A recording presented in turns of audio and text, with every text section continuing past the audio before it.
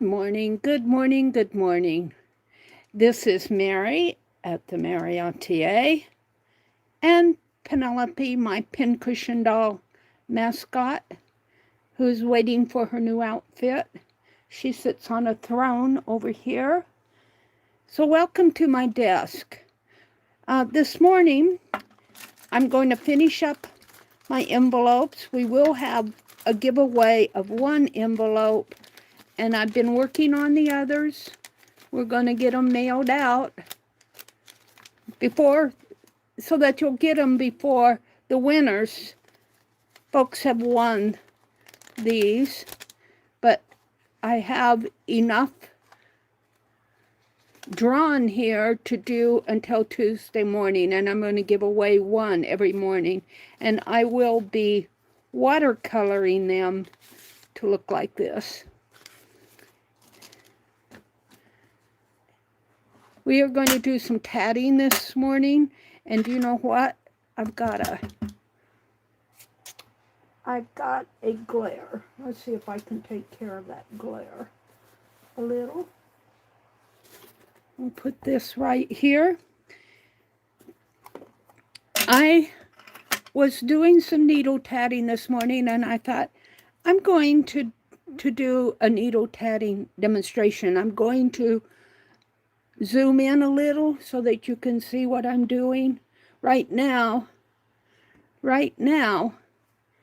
you see a lot. I mean, it's really zoomed in, but once I start tatting, you'll want to see my fingers. So let me get over here on my tablet and get in so that I can welcome folks in.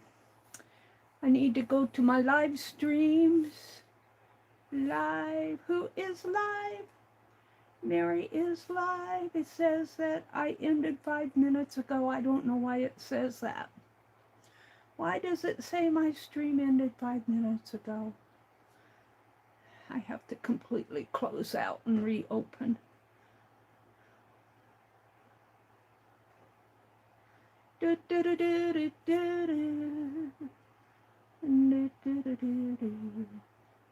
Maybe if I turn my sound down. Let's make sure my sound is off. No, I don't want. Hold on, I'm getting there. Hold the phone. And let's go to my stream. And there I am. Good morning, good morning, good morning. Welcome to my desk. I've got an ad. It looks like it's an ad for glue. I'm not sure exactly what they're doing there. This is a tatting stream. See, it never brings up my chat. It's just a blank box. I wish it wouldn't do that. It irritates me when it does that. Come on, we want more. There we are. Oh, it's Jacqueline. Hi, Miss Jacqueline. Are you selling? Are you selling? Hi, Arlene. Good morning, Arlene. If you're selling this afternoon, Jacqueline, put your sell information in and I will pin it. Good morning, ladies. We've got 7 of you in here. 2 of you are chatting. The rest of you are up in the balcony, which is fine. Enjoy the show. All right, I am going to do some tatting. I've got this huge skein of number 10 thread that I got from Lindy K Designs sale. And I've got his scissors here that I'll be using. And I am in the throes of making tassels. And so I'm doing what's called in the needle tatting world as true rings. And what I'll do is I tat several rings here and go to the next one, and when I'm done, I will double it over and I'll have some rings for my tassel, and I'll gather it up here. You'll see that when I make the tassel. I probably will not make the tassel today. And I might turn that light off while I'm doing this because that glare is horrible. Did I get it off? Catch up with myself here. I'm not on my live. There we go. And then I'm going to take this cardboard back off. It really goes to my commonplace journal box. And to do a true ring, you take your thread off of the ball. This is the ball. It's a big one. And so I'm going to pull about 3 yards off of it. I'm going to put it in my lap here. So approximately 3 yards. 2 and 3. And I'm going to give myself a little bit more. And I'm going to snip this off of the skein here. And we'll put the thread ball aside. Now I need to thread my needle. And I did not bring a needle threader in, so hopefully I can do it. This is what they call a size 5 needle and size 10 thread. Generally go together. And I may have to get this up to my nose to get it done here. I was able to do it this morning sitting in my recliner, but can I do it here is another story. Did I get it in there? No.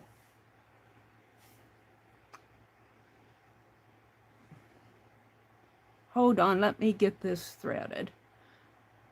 I hate when I don't get things done. Bring a needle threader in here.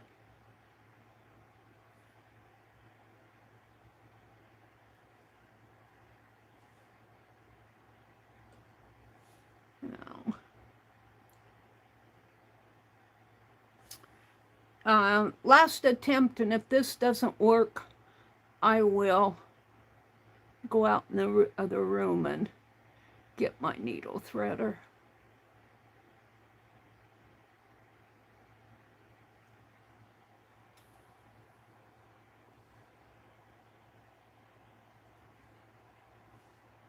I think I got it. I got it.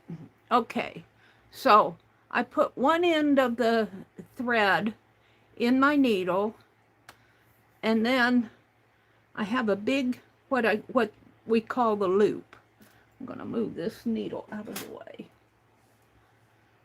And my scissors out of the way. So I'm looking for the other end of the thread here.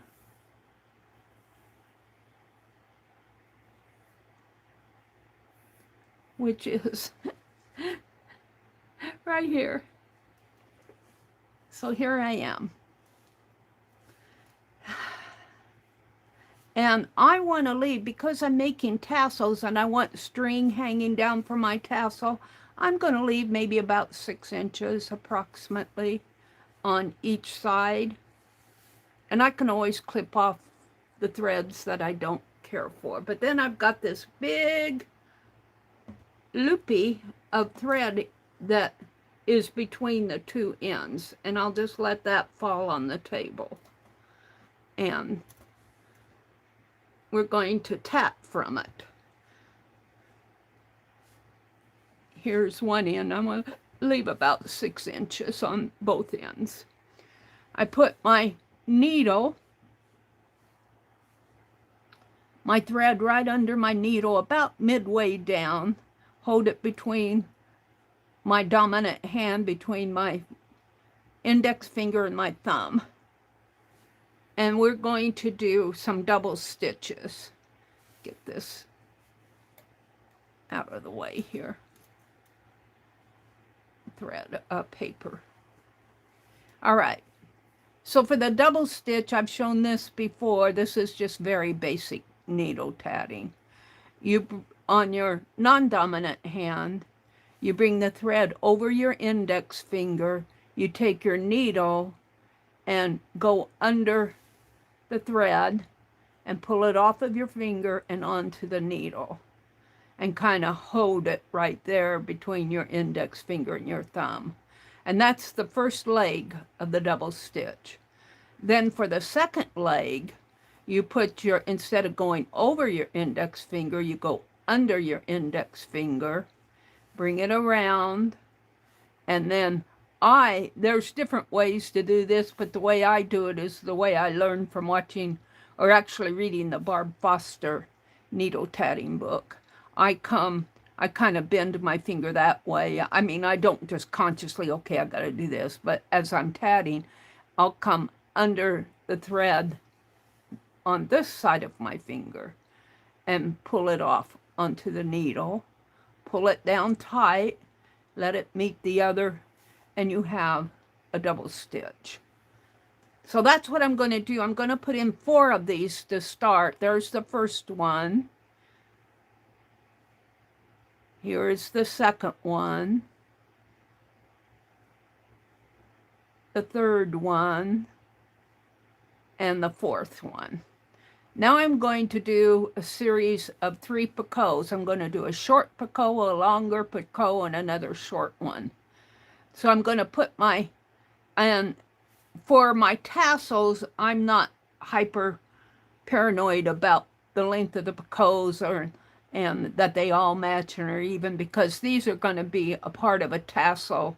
And I truthfully think the more uneven they are, the prettier it looks.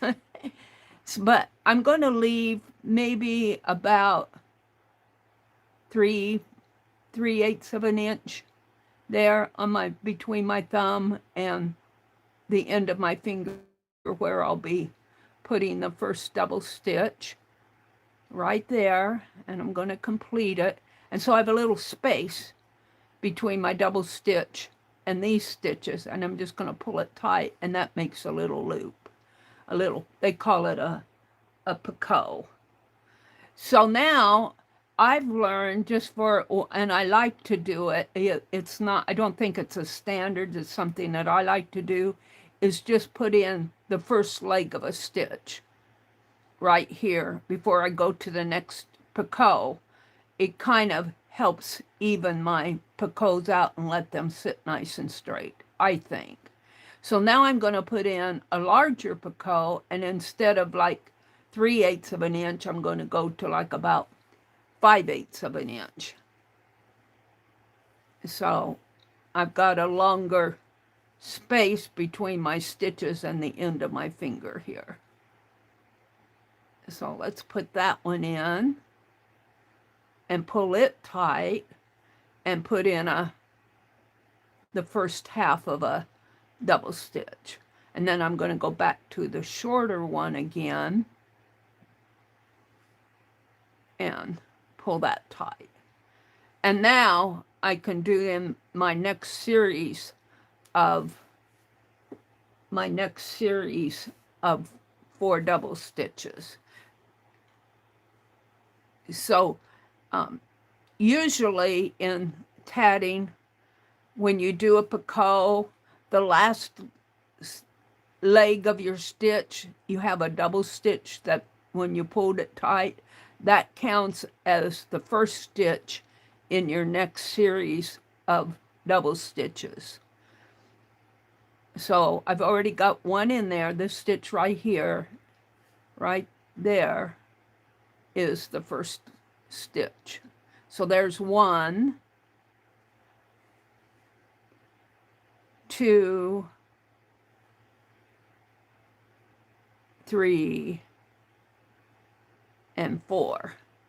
Now my last stitch of my double stitch series here will count as the first stitch on the first leg of the next picot that I'm going to do. I'm going to do another small picot.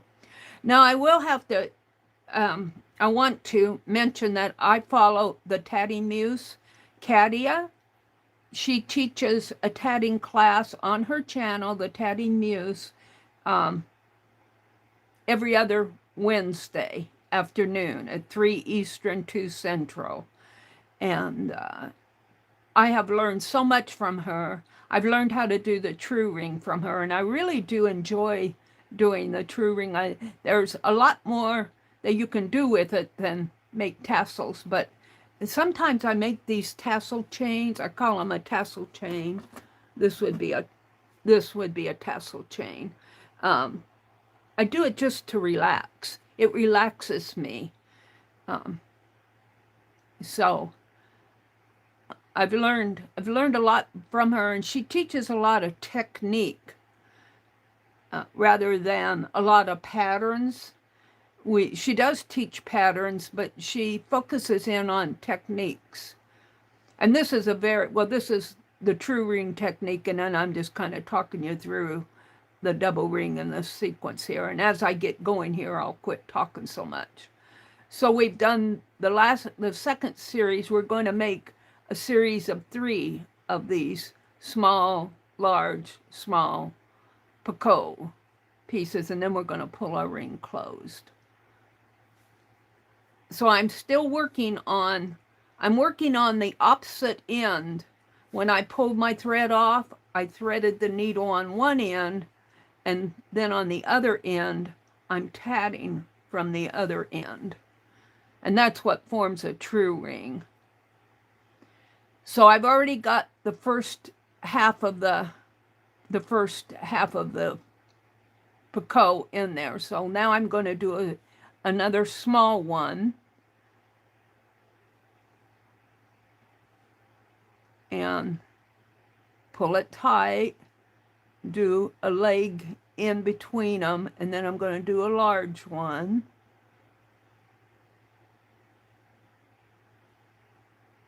And sometimes I don't get them large enough to suit me, and they end up looking almost the same height. You can pull, if you catch it fast enough, you can always pull off. But I'm going to pull that Picasso out. I still have my first stitch. Now I'm going to move this back down. Move it back down the needle. And I'm going to make a larger space in there. I kind of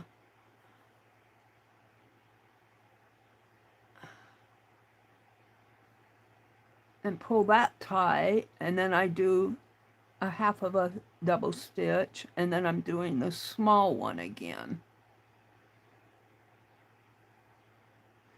Now I'm on the next series of double stitches here, and this is my loop. And we're just going to do one chain. I'm not going to do this all the entire, but I was sitting there tatting this morning. It was going so smooth. I thought I'm going to do a series online.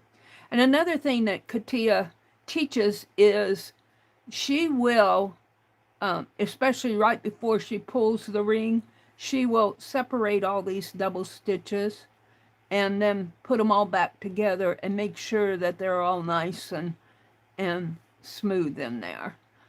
It just makes a nicer ring. All right, so I already have the first stitch of my next series of double stitches. So there's 1,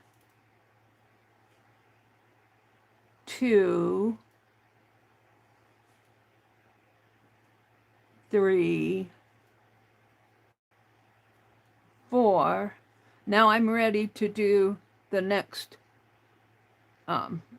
3 Picasso series here. I already have the first stitch in, the small stitch, the next small Picasso here. So I'm putting in a small Picasso, a stitch, and then a large one,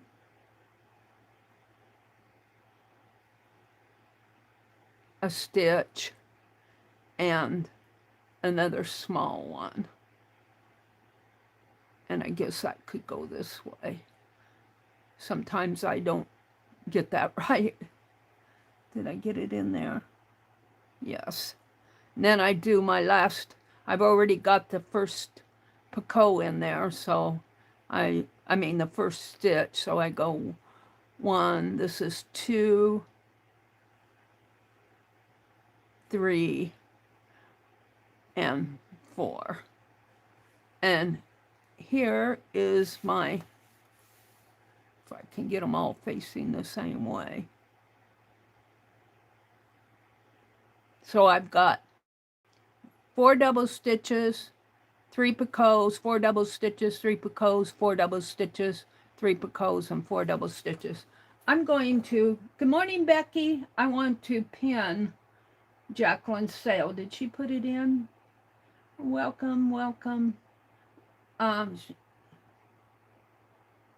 Oh, Jacqueline usually sells at 4 o'clock on Fridays, but she says she's going to the dentist this morning. So depending on how it goes, she may or may not sell tonight. So we'll just keep an eye on her channel if you enjoy her sales. If she's not feeling good, if she's dealing with dental, she may not sell. Good morning, Miss Becky. I'm glad to see you pop in. Becky made a pouch yesterday from scraps. It was really cute, Becky. Arlene is here. Hi, Ray D. Good morning, Ray. It's good to see you. Becky says, have you seen where you can use a freestanding toilet paper holder with balls of cotton? Oh, that's interesting. Like a toilet paper holder, like a spool, and it has the little stand poking up, and then you can put your ball of thread on that and work from that. No, I haven't seen that, but that's a good idea, Miss Becky. Becky said, I hadn't seen that one. A few years ago, I saw a lady who had an upright paper towel holder mounted on her side table to hold her crochet thread balls. Cool. Arlene dropped a link to Katia's channel, the Tatty Muse. And one of my goals with her, she has a playlist of all of her lessons. Even though I have followed her ever since she started her channel, I'm going to go back to her very first video in her playlist and work through them. And as I'm working through them, I'm going to build a journal. That's on my list of to-dos. Hi, Touche. Welcome in, Touche. It's good to see you. Welcome in. Becky says, have a good weekend. Great weekend, everyone. Take care. I think Becky is off to work on her day. Santa's here. Good morning, Santa. It's good to see you. Welcome in, welcome in. Touche says, hi, Jacqueline. Brenda. Good morning, Miss Brenda. Good morning, good morning. Hey, hey, hey. Brenda says, hi, Mary, Arlene, Jacqueline, Santa, Linda, Becky, and Ray D. All righty. I think I'm caught up with chat. I am now ready to pull this series of stitches and make a ring. I'll pull it off of my needle. So I'm going to kind of put all my thread over this way. I'm going to put the needle in my hand. This is kind of what Katia teaches. And I'm going to put the end of the needle between my index finger and my little finger. And the reason I do that, and I'm going to kind of hold this in the palm of my hand. The reason I do that is when you do that, when you're pulling this thread, which really should be over on this side, when you're pulling this thread, if it bunches up as you're pulling it off the needle, it'll bunch up in here. It won't bunch up right there, and you'll be less likely to get a knot. You can kind of hold it here too, like you really want to hold on to this. Let's start pulling this thread. You're pulling the thread off, and you can kind of adjust make sure all your stitches are pretty on there. Sometimes Katia will pull them all out and push them back together, but I've already done that once. So I'm going to put it there. I'm going to kind of close my hand over it. Sometimes it kind of helps for me to go right in there instead of down here. And make sure that my tails are out of the way. And I'm going to start pulling. And you're pulling your needle, you're pulling your thread off of the needle and onto your needle thread. And you're pulling your needle thread through the chambers of these double stitches. So kind of, if I can kind of hold this, you can see where that thread is getting controlled right in here. And while I have my tails, I have several threads, but after I get past my tails, let's just get past them, I'll just have one thread. Well, I'll have this tail thread. But you pull it, and see how you've got such a loop of thread here that it would tend to want to tangle, but you can control that tangle right in there so it doesn't get close to your stitches and create a knot. And you'll get so used to doing this that it'll go much faster. And as I come down to the end of my loop, I like to put my thumb under this thread so that when the thread pulls, it'll pull over my thumb. And you'll see that happen here. But see how this starts to want to tangle in there? And if you're having your fingers closed, you can prevent that from happening.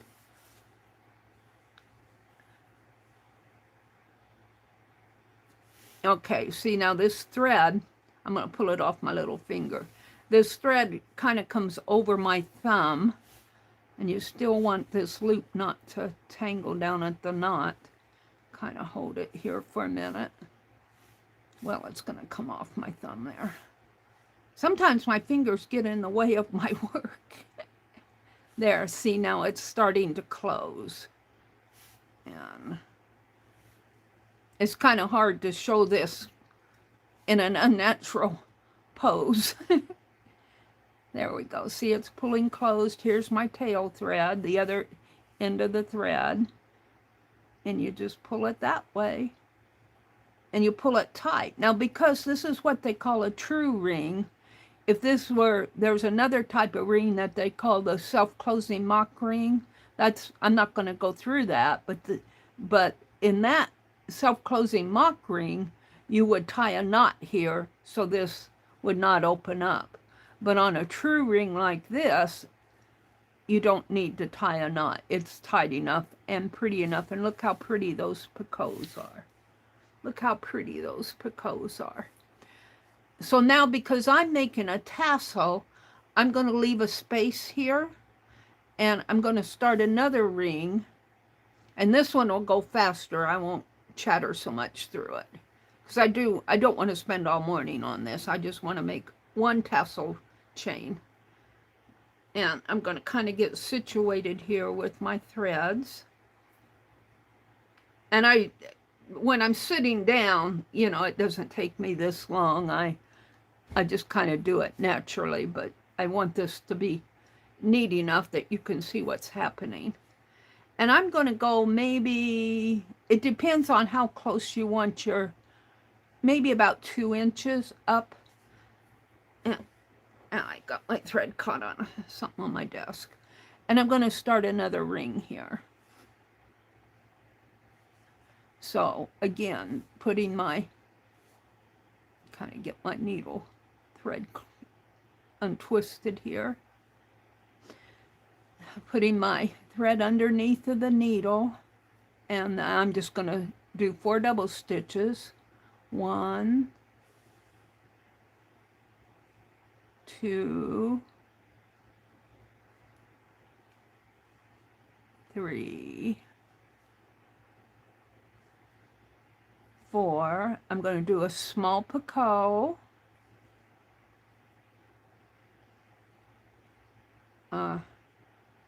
A half stitch, a large picot, a half stitch, and a small picot.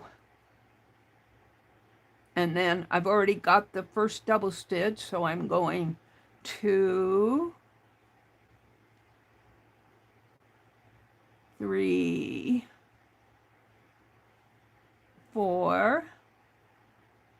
small picot, a half stitch, a large picot, and I don't think I got that large enough. I don't know if I can. I'm gonna, sometimes I don't get my large picots large enough to suit me, and they end up looking the same length. A large picot, I need to bring that down a little further. A large picot, a half stitch, and a small picot, and that's the first stitch on my next series of chain stitches. So there's 1, 2, 3, 4. So I've got two of my picot series in there, 2 sets. I want to do 1 more. So it's a small picot, a half stitch, a large picot, and Katia will use what they call picot gauges in between, and I haven't got myself trained to do that yet.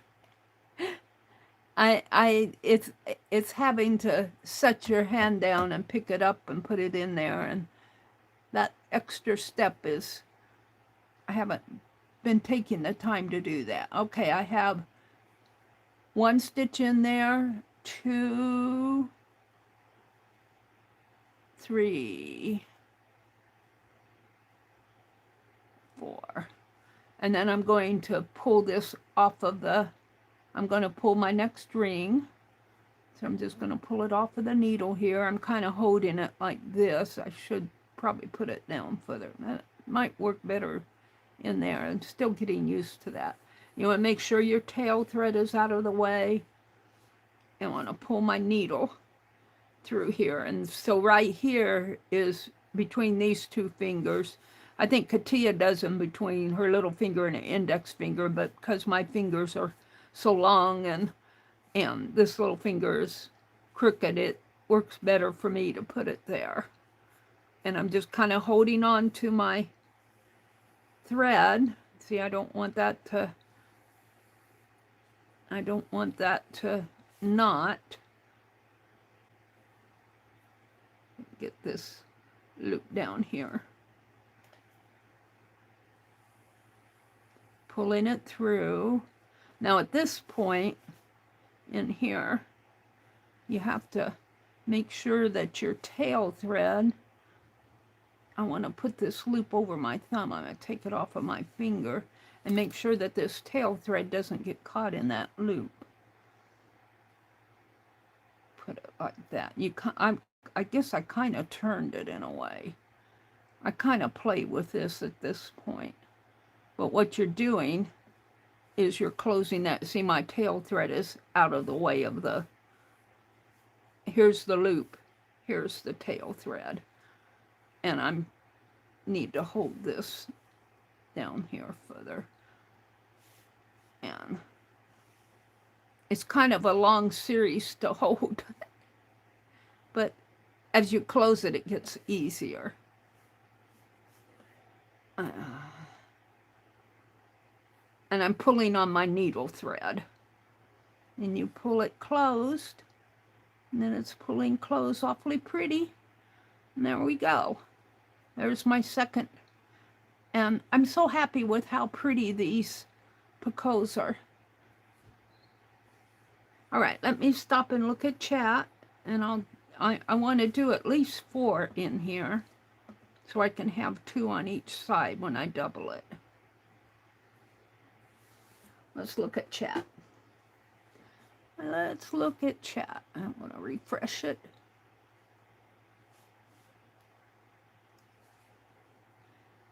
Anyone crafting this morning, Arlene asks?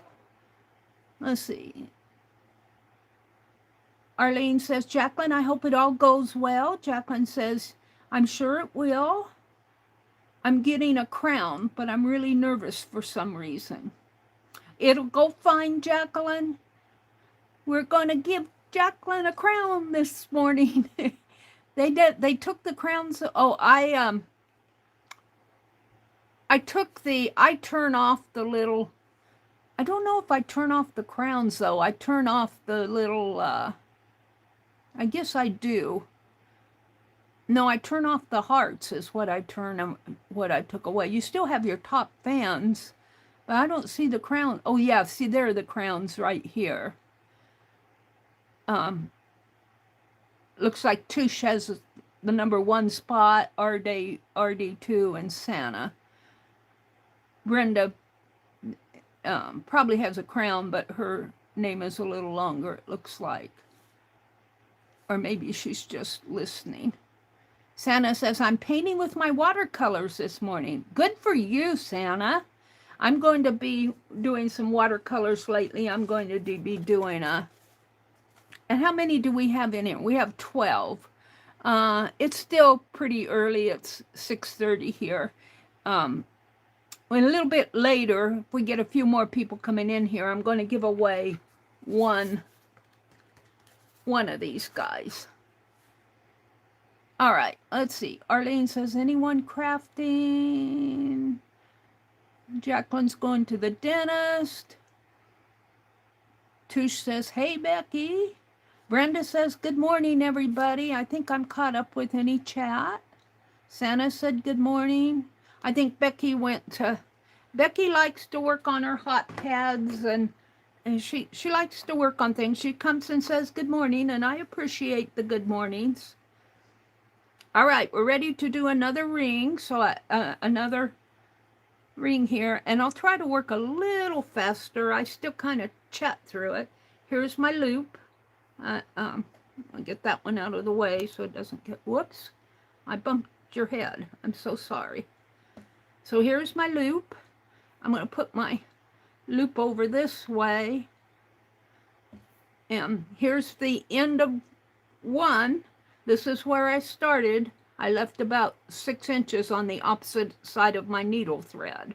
I've got one end of my thread threaded through the needle, and here's the other. Now, on true rings, we work like this, but when we're working off of the ball, when we don't cut it off, we work like this. We work on the needle thread.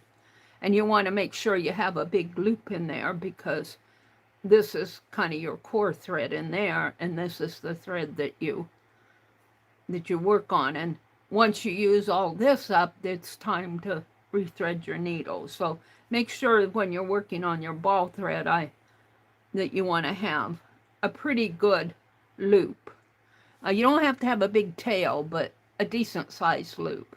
Okay, let me go back down here. So I'm going to leave another couple of inches, and I'm just going to go to it here.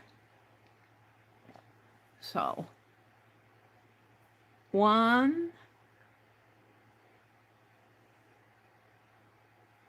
2, 3, 4. A small picot, a half stitch, a large picot,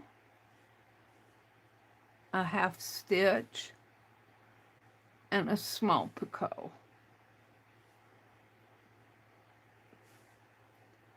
And then there's 1 stitch in there, so this is 2,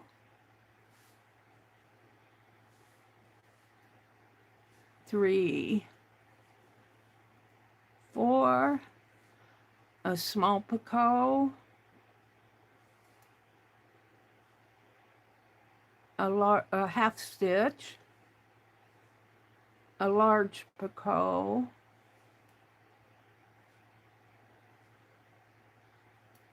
and kind of got my thread, a half stitch,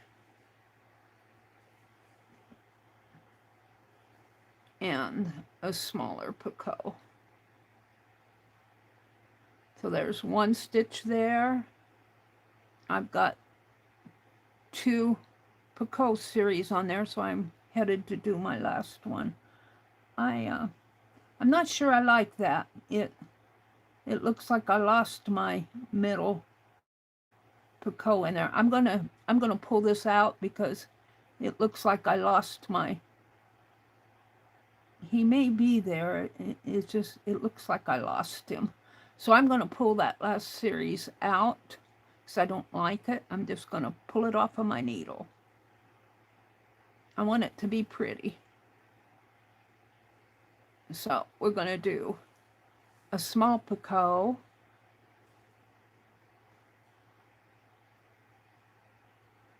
a half stitch, and this is where I messed up. A large picot,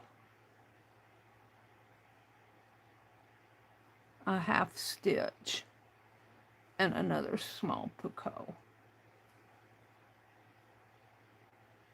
And then I already have my stitch, so 1, 2, 3, 4. Now I should be back with two pretty picot series there with double stitches in between. So now I'm ready to do my last 3 picots. So a small one,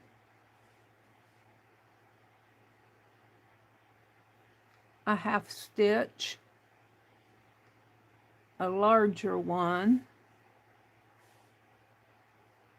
That's a large one. A half stitch and another small one. And one. And I'm doing the last 4 double stitches. This is 2, 3, and 4. And now I'm ready to pull this ring off. And as you can see, my big loop I've been using up my thread. It's not as big. And at this point, you can too. I'm ready to pull off the ring. You can kind of spread these out and put them back together and make sure that they're nice and pretty. And make sure your tail's out of the way. I kind of put it over to the right, put my my needle in the palm of my hand, and I think it works better for me to go between these 2 fingers. Get that out of the way. I'm going to pull my stitches down. I want to hold on here, but I'm pulling down. So I'm kind of hold this right in there. And I'm going to pull my thread, pull, pull, pull, pull, pull, pull, pull, pull. And at this point where it doesn't make sense to keep it in there anymore, I want this to kind of go over my thumb. So I kind of turn it. Put my thread over my thumb. And I'm pulling. I'm actually putting it over my fingers too. Sometimes my big long fingers get in the way. I'm pulling it off. And it looks like I need to straighten out my picots when I get this pulled. Pull it tight. And see how my picots are kind of wrapped in there? You can take and straighten those out. I got my hand in the way. What I did here. I might have got it caught. Did I get it caught? No, it just turned with the thread. It's good. And they call this, I think, in padding, I've heard it referred to a couple times as pulling the picots. You kind of make them look pretty here with your needle or with if you're shuttle tatting. And I see this one is kind of hiding from me. Where are you? Where did you go? This short one here is, he's there, isn't he? He might be over on the other side. There he is. He's hiding. He's right in here. I'll get my shaky hand out of the way. He's right there. Kind of pull him and make him look pretty. Let me pull it back, put it back.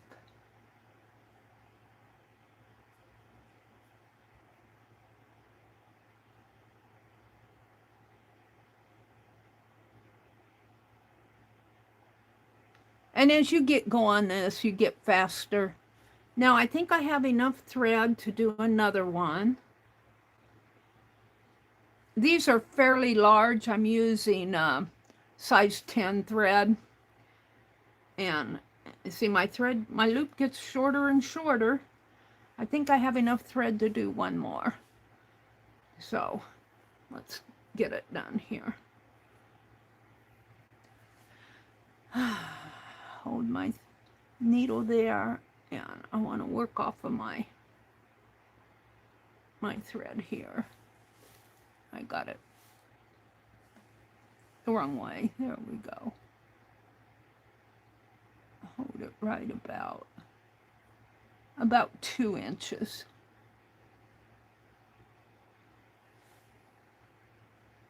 And I see this thread is, he's gonna get in my way if I don't get him out of the way. All right. So 1, 2.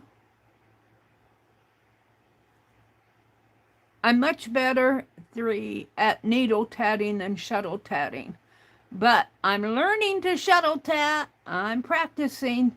I learned to do the flip, but now I'm flipping out. So I'm not perfect with it yet by a long shot. What's going on with my tail over here?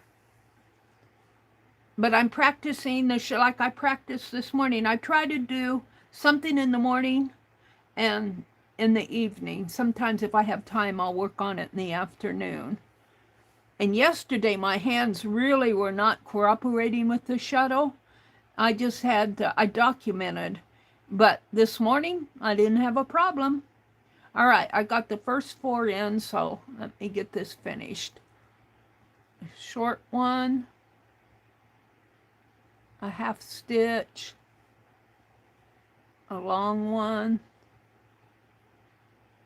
a half stitch, and another short one. And then that's 1, 2, 3, 4. And another thing about this, doing these, what I call ring chains, is that true ring chains, it teaches you to work with longer lengths of thread. I use 3 yards here of thread, or approximately 3 yards, but the more, when you're doing true rings, the more thread that you can handle, the better it is. But you have to be able to handle large lengths of thread. So 1 small ring, half stitch, a large ring, and this will be the last ring we'll do. A half stitch, a small ring, and 1, 2, 3, 4. Now I've got two there. So I'm ready to do my last set of picots. So a small one, a half stitch, a larger one, a half stitch, a small one, and 1, 2, 3, and 4. Now, see, that's how much thread I have on my loop. So I've used up my 3 yards. But I have to be careful here when I'm pulling because this guy wants to get in the way. Pull my chain down. You can kind of separate them out, push them back together, make sure that everything's pretty, or as pretty as you can get it. And then you want to pull it off of the needle here. And see how that's going. I seem to be able to do this when the thread is shorter than when it's longer. But see how that thread is, this loop thread is going, floating over my thumb. That's when I know I'm going to have a pretty decent sized, decent ring. So it's not giving me any trouble. Let's just pull it closed. It does flip for me. When I turn it, I saw that ring flip. But that's okay, because it's all going to hang on this anyway. And I got a pretty big Picasso in there. But that's okay, too. I'm pulling it tight, and it won't open up again. That ring will not open up again on a true ring. If it was a self-closing mock ring, it would. And do I have my... These tend to want to hide. Here. He's there. They're all there. Kind of pull my Picasso and make them look pretty. Now, because this is, I'm going to pull it off of my needle. I've got enough thread on here. I could probably do a small ring with no Picasso, but I'm not going to. I'm going to quit here. And because this is my last ring, I am going to go ahead and put a knot in there. Just, you don't need to, but because it's my last ring, I don't want for some reason for it to come apart. And then see, I can double it, and let's cut these two the same length. Let's cut this off. And I have some thread. Now I saved these. This would make a good tassel thread. And when you get a whole bunch of them, you know, you could just put it in with your tassel, because I'm going to make it, let's open up my tassel here. And when you get several of these, I mean several, I mean many of them, and when you get all of these put together and you put in your extra threads here, let's put this one with it. This one has 5 rings on it, but that's okay. And let's trim this one down a little. You don't have to, but, and open it up. And see, here's the beginning of my tassel. And the longer you make your chains, you know, you can make them different lengths, but the longer you make them, the danglier it gets. And when you get several of these, it makes, and you put them together, it's kind of falling apart for me here. When you put them all together, it starts looking pretty. And you can do them in different colors. Paper there. So that's all I wanted to do this morning with my tatting. And you could, if you wanted a really large tassel, just hang them like, if I can get a hold of it. Oh, is it doubling up in there? I've got it doubled there. You could hang them like this if you wanted a really large tassel. Pull that one down a little more. I don't have them even.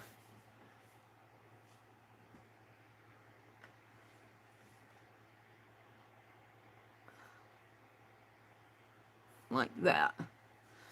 And if you wanted a shorter tassel but didn't want to double it, you could not use 3 yards of fabric, but use 2 yards, and just make a couple of rings. Don't make 4, maybe make 3 or 2.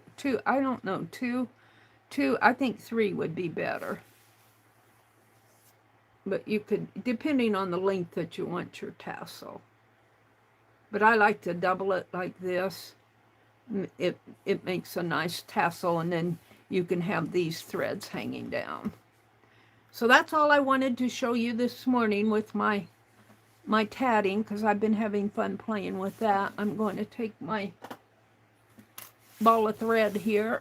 Let me grab a hold of it.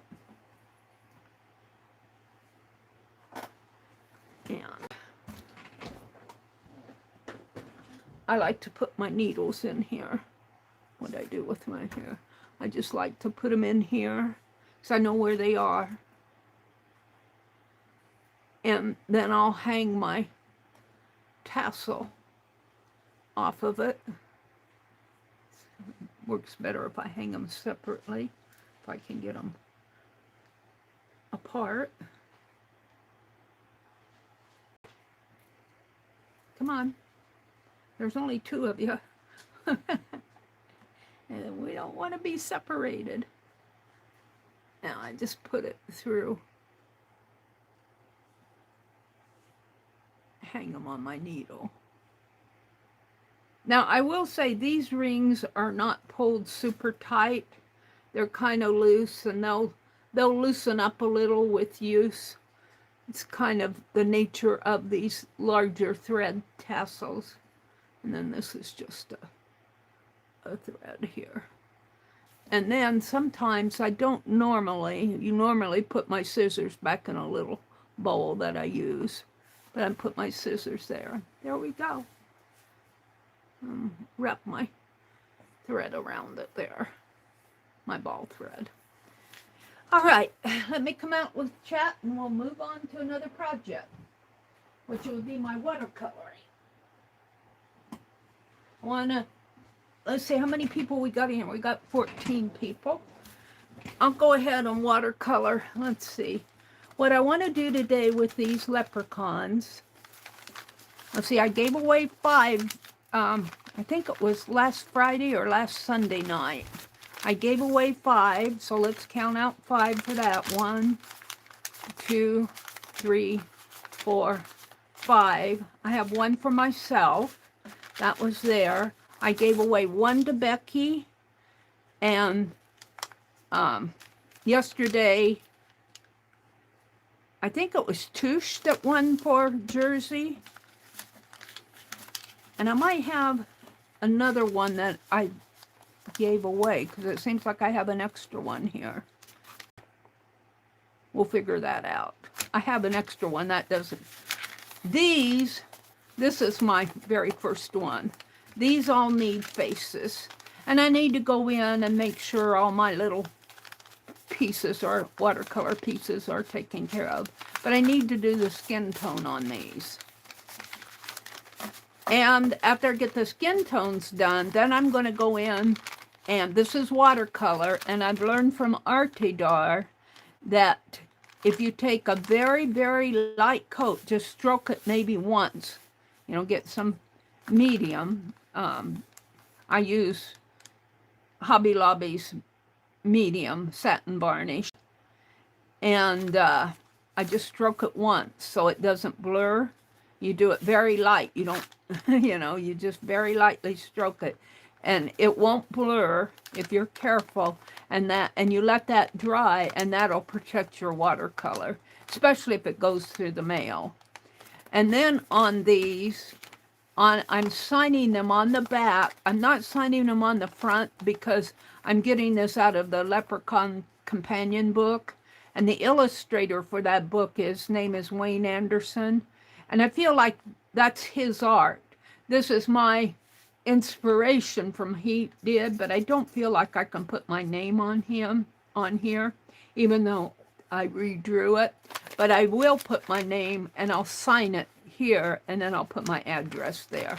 And then down in the corner, I'm putting a note that is a leprechaun inspired by Wayne Anderson. Leprechaun illustration. This one I'm keeping for myself because it's my first one. So I'm going to give away one today, but we've got 12 people in here now. So, and this is my pattern. I put it on the back of an envelope so I wouldn't lose it. I had to make me another pattern. So I'm only going to watercolor one this morning. I made enough to take me through next Tuesday. But we're going to watercolor one. We're going to get him to this point. And then we'll give him away.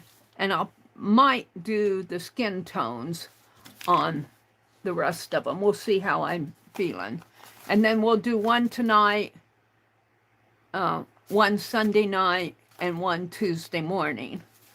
Because I want to get these mailed off in time that you'll get them. Tuesday morning, I think, is the 10th. And then after Tuesday morning, out of this same book, I'll show you the book here. Let's pull out one. I'm getting this out of a book that I got from Jacqueline last year at her sale. Let me get it, because let me zoom out. I forget to zoom out after I've zoomed in. Zoom.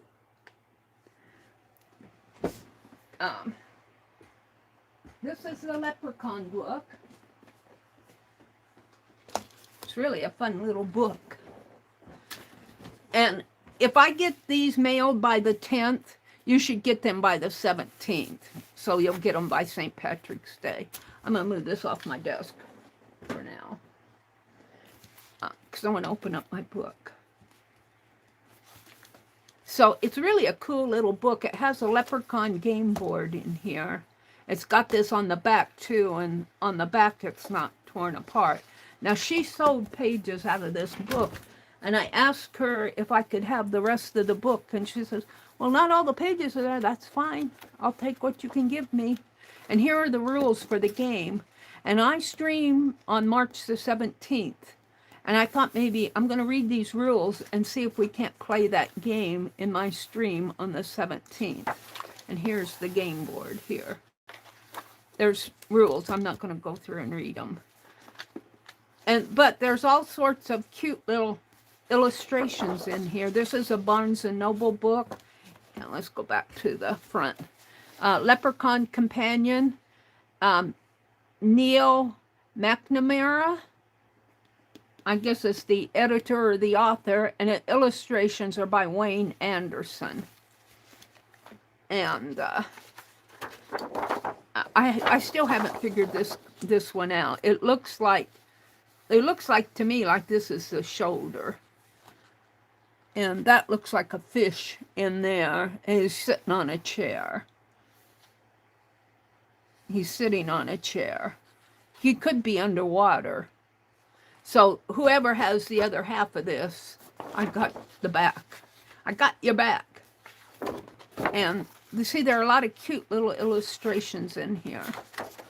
There are some fun ones. I don't think I'm not ready to do anything with this book yet. For one thing, I don't work large, and so I would have to cut up. And I'm not ready to cut these things up. But this is fun because he's pouting here and you turn him over and he's smiling. I love it. Here's the game instructions. I hope that's all of them.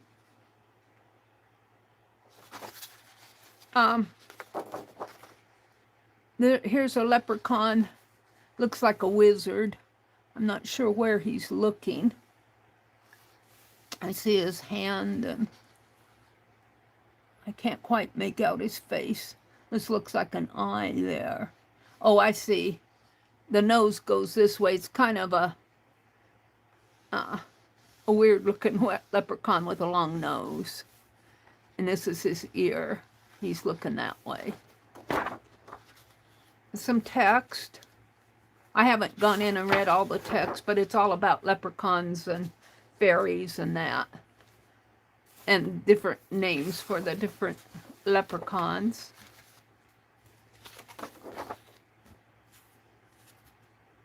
And I was going to do this guy, but I decided against it because he's wearing boxing gloves. I didn't want to do boxing gloves, so here's standing, here's just all sorts of cute illustrations in here. Fun to look at, fun to read, fun to around March get this book out and look at it. Here, this illustration is cute. Looks like they're dancing. Or it looks like maybe a young, no, it looks like they're dancing.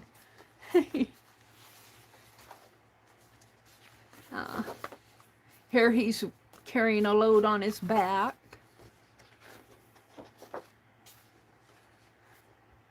There's a big old face. Big old face in here. There's his mouth. Kind of sharp teeth there. This looks like a half of something. It almost looks like the moon. I haven't figured this one out yet. That's okay. If I was going to tear up anything, it would be something like this. But why tear it up when you got fairies on the other side? And look at this. This is the one that I think I might do on envelopes after the 10th. I think I'll sketch her on an envelope. And I might give her, no, she's sitting on a mushroom. So she has feet. I'll have to put a foot on there and maybe do the mushroom. I think this will be a cute one. Over here, she's dancing. But I like that one. So that's probably the one I'll reach for after the 10th. And between the 10th and the 17th, if you get fairies, it doesn't matter if you get your mail after the 17th, because a fairy, you know, a fairy isn't on Leprechaun Day on March 17th. Well, leprechauns too, but still, leprechauns are March. So here they're making something to drink. Oh dear. Here they're in a group, another big face. This one's kind of cute. I love it. She's got her pretty necklace. And this one's cute. It looks like he's sewing there. He's running away with the spoon and the pencils there. There's a clock. Here's that guy with the big long nose. Did I skip a page?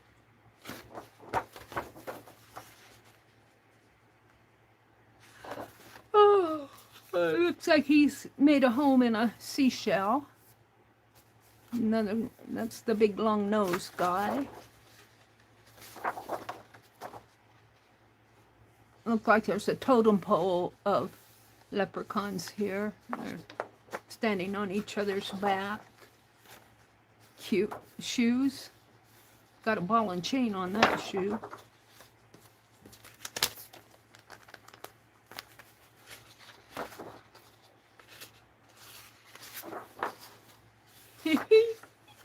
I love it. Here he's riding on, I like this one too, where he's riding on the back of a bird. Looks like he's a hobo. He's had enough. He's going running away. And so this is really enough to inspire me. But I probably will put this away after the 17th. After March. I don't see the one I did here. I might have it out over there. But this is a fun book, and then the game board is in the back. I'm not sure I have all the rules for the game. If I figure out that I do, or we might make our own rules if I don't have them complete, because I've only got 2 pages. I'll have to read them. I don't know if there's... This is page 96. This is page 31. So I don't know if I have page 97 in here. I'll have to look. So there's the Leprechaun book. Thank you, Jacqueline. I sure have enjoyed this. I've had fun with it. We're going to watercolor this guy. When we get him done, we'll have a giveaway. I'm not going to do the giveaway right now. I'm going to watercolor. I'm going to bring my pan down here. Let's get my water. Let's spritz it. The greens, the reds, the yellows is mostly a little brown. Spritz it here, let it get juiced up. Go for the greens first. And then I'm going to put some water in my cup.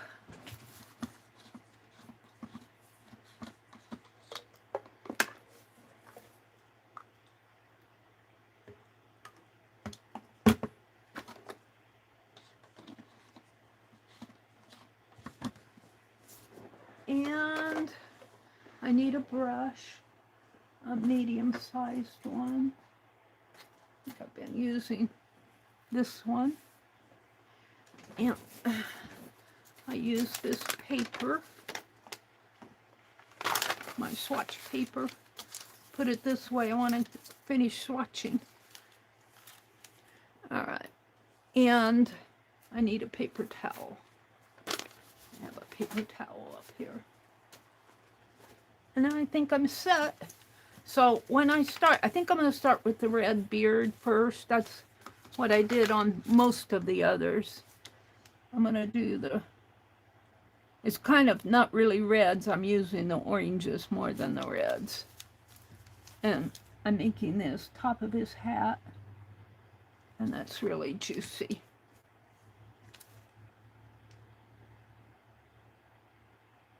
The top of it, the band of his hat, an orangey color.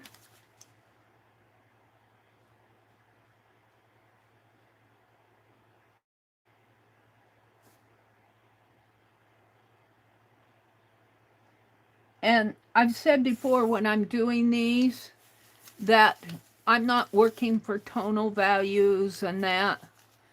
I'm not doing a lot of shading or gradiating and that type of thing. I'm just kind of just doing my little leprechaun here. This is his wild hair going this way and this way.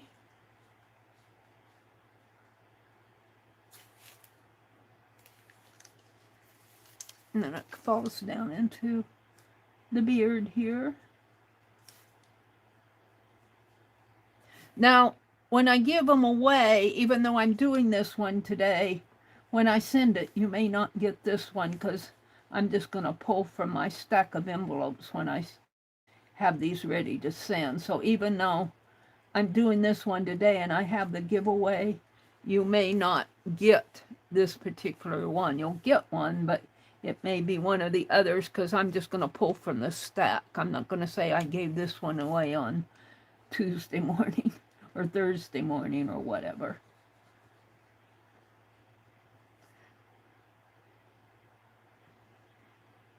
And I might adjust the way I do my giveaways. What I might do is have, oops, I gotta watch that I don't knock my shelf off over here.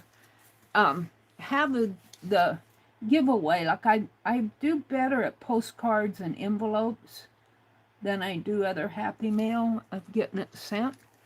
But what I might do is like have a giveaway on Tuesdays and Thursdays or Friday or whenever I stream, but only send them once a month.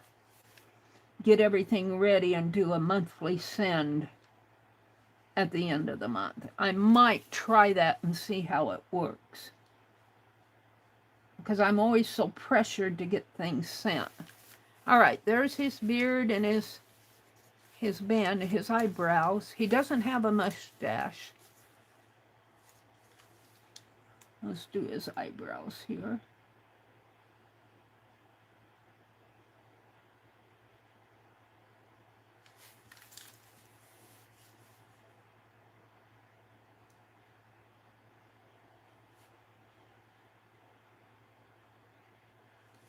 And I make his legs red, orange, like he's got, because there's so much green in here, the orange contrasts with it. I did, some of them I made them not orange but brown, but it kind of fades into the green. The orange contrasts.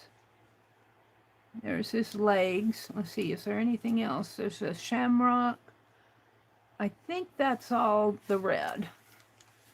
So I'm going to wash out my brush, and I'm going to do the eyes next because it gives him a little bit of character. The eyes give him, and I'm doing his eyes with this blue here. This blue.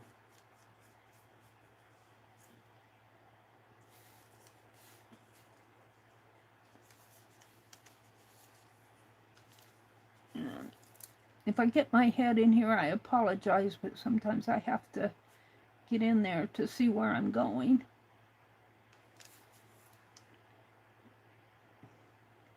Oh, I have to do the pen work on these. So there's his eyes. Now I think I'm ready. I could do the yellow next, but I tend to do that after I do the greens. His cane. Let's do his cane. I'm going to make it a brown. This brown up in here. Let's do his cane. The greens are really dark and it gets my water dirty, so that's why I tend to want to do these things next. Except for the yellow, and the yellow will be the buckle and the buttons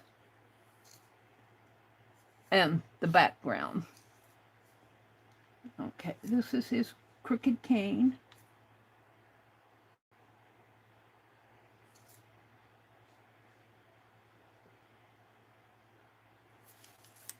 And I think I'm ready to do the green.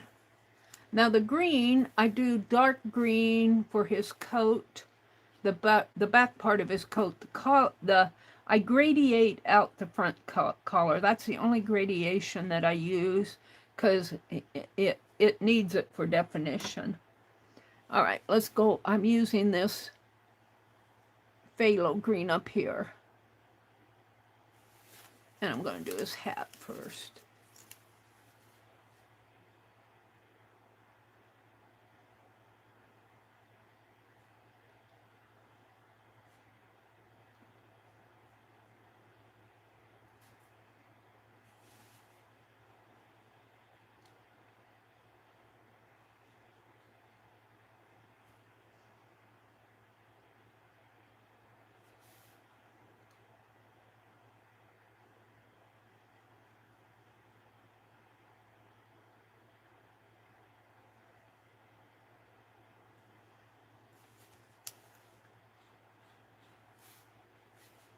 A phthalo green has blues in it. I can see the blue when I gradiate it out.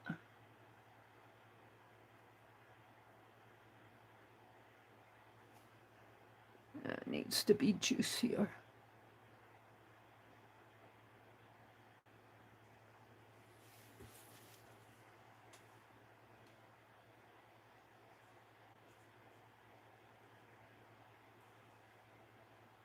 Oh, you know, I didn't erase my, I did not erase my lines.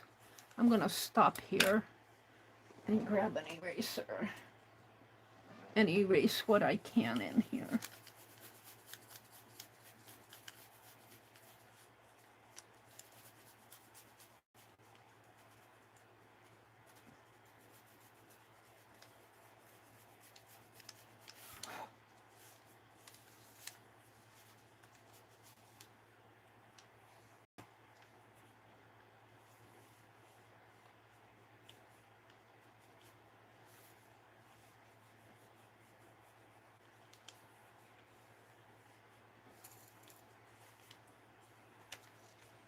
Clean his face up a little.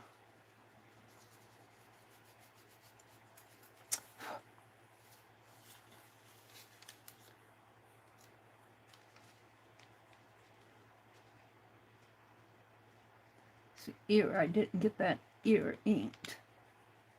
I was working on this yesterday, and I've got a shelf over on this side here, and I pushed that shelf off of onto the floor. I did that during my stream, and when I came in here yesterday, I did it again. I'm gonna have to find something different. That isn't gonna, I kind of smeared it down there, but it'll fall into the background anyway. Let's get some of this in here.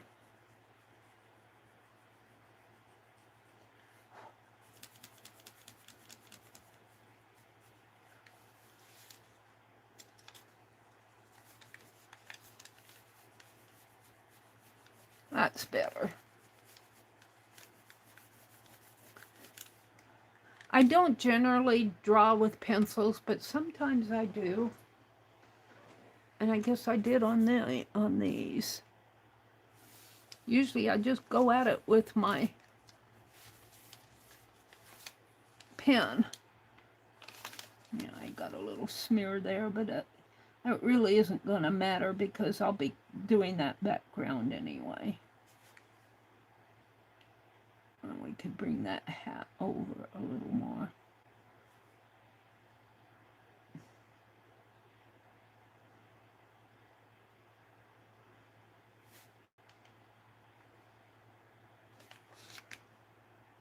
And these are just for fun.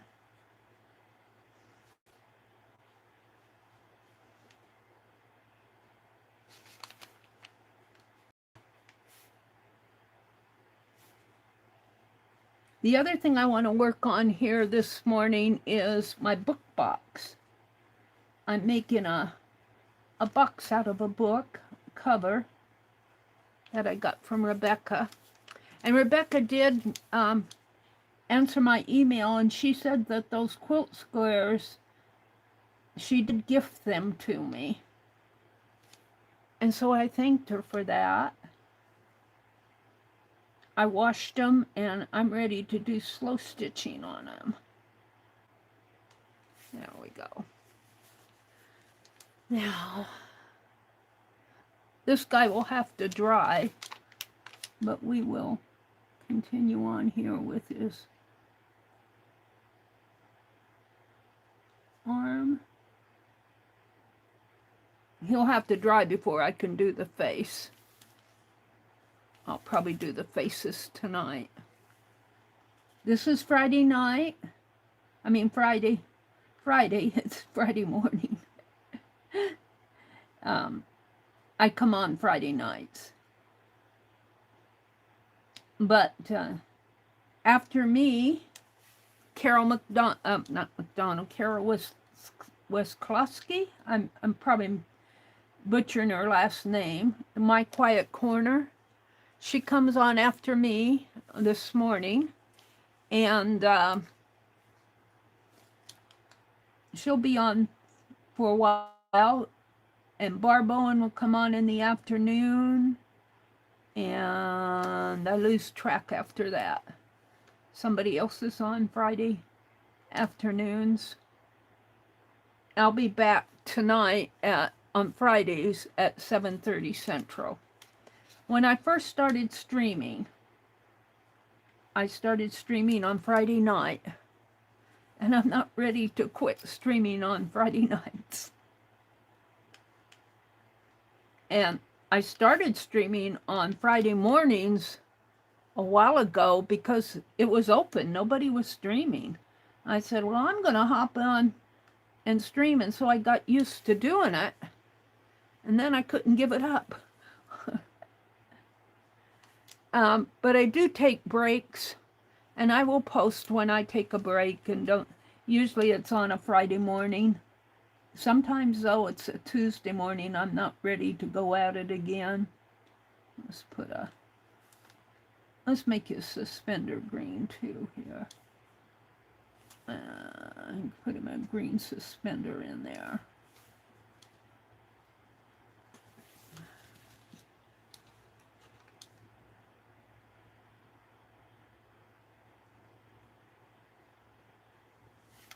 I stream on Tuesday and Thursday mornings from 6 a.m. Central to 9 a.m. Central. And Carol has told me that I can go until 10 Central. But I'm usually ready to leave at 9 in the morning on Fridays. I've had enough. I'm ready to, like, I haven't had my coffee yet this morning. I haven't had my breakfast yet. I tatted this morning. I was tatting.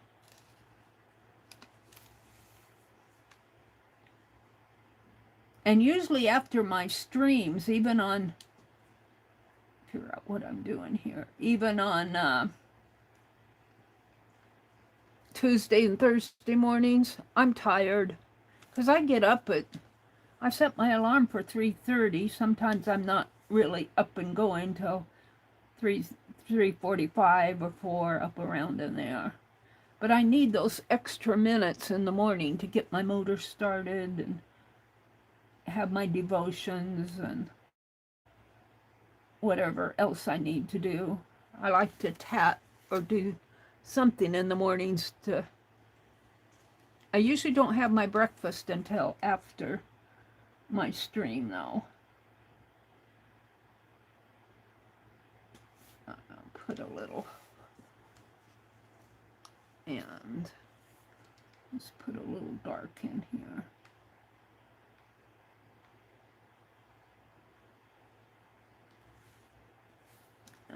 In here.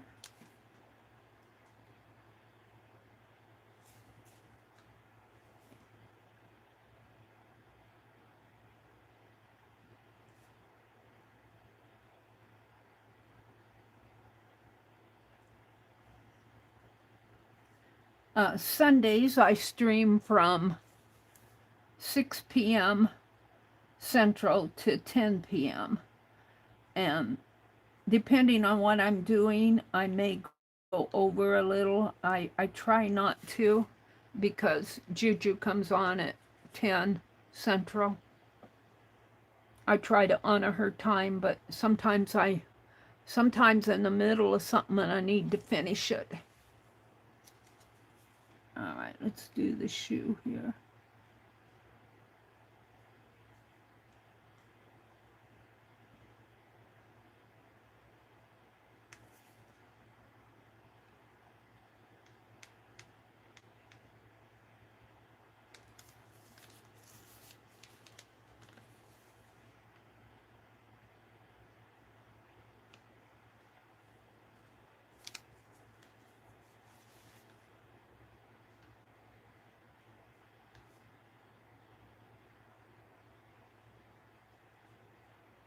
Okay, now I'm ready to gradiate. So what I do is I take this same phthalo green and I do a wash, a watery wash, depends on. And then I come in, let's come here and kind of swoosh it down. And that kind of makes the same color as his coat, but it differentiates the collar from and that needs to be blotted there. See if I can't blot that.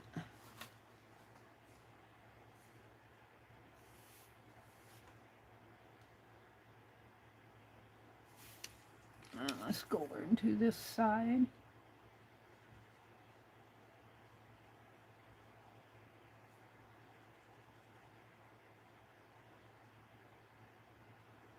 And then I like to do this right in here is kind of like the lining of his coat down in here. So now all I really have left to do is for the greens is the shamrock. And I use more of a bright green for the shamrock. And when I do my pen work, it kind of blurs in with the rest, but when I do my pen work, which means I go in with my Sharpie pen, and I like to outline things. When I do my pen work, that'll help bring this shamrock out a little more.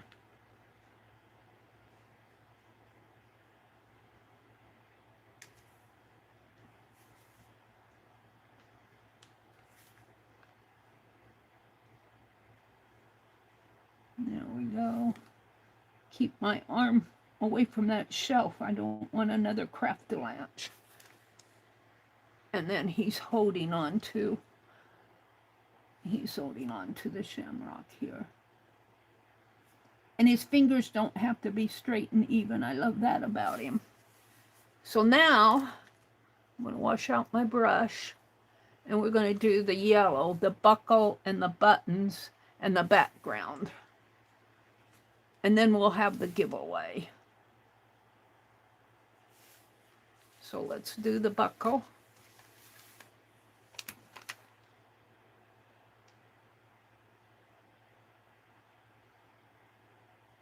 And I always say, if you win one of these and you look at it, you will see white spots around there. And I generally do not try to cover. His shirt is a little bit yellow too. I'm a little yellow in here, see, for his shirt. I do not try to paint every little white spot, because I feel like if I did that, it would be totally flat. I feel like the white spots give it just a little bit of dimension. All right, now I'm going to go in and I'm going to put it over here. And it looks like I got a little blue up there, but that's okay. We'll just paint right over it. We're going to put in the background here.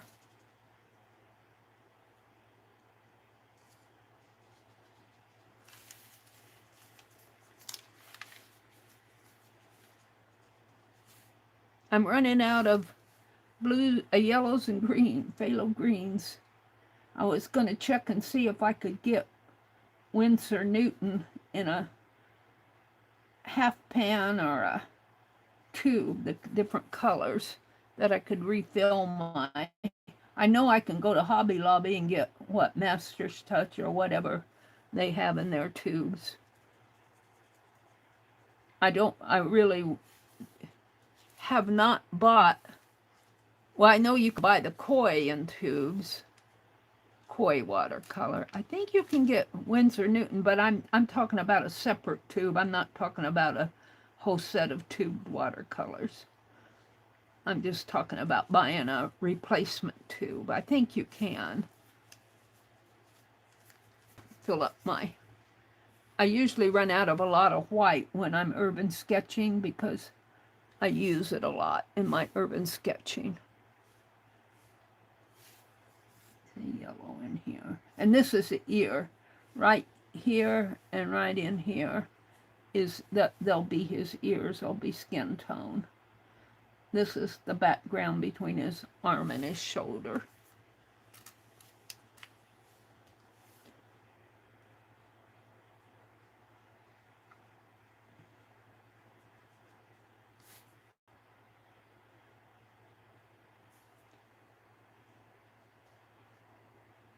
My water's getting dirty.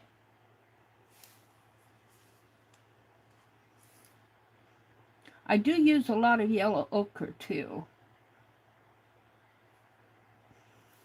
These are Winsor Newton. It's not a professional, but I wouldn't call it a student grade either. It's kind of the mid-range, if there is such a thing. They're nice pigmented watercolors.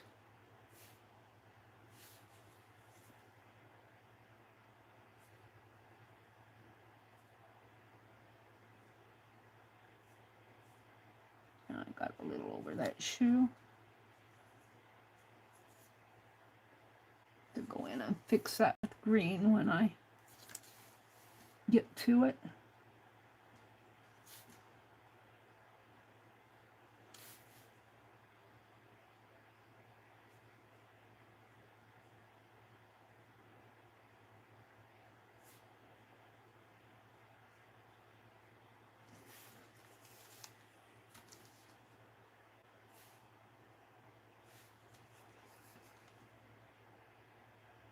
between his arms here.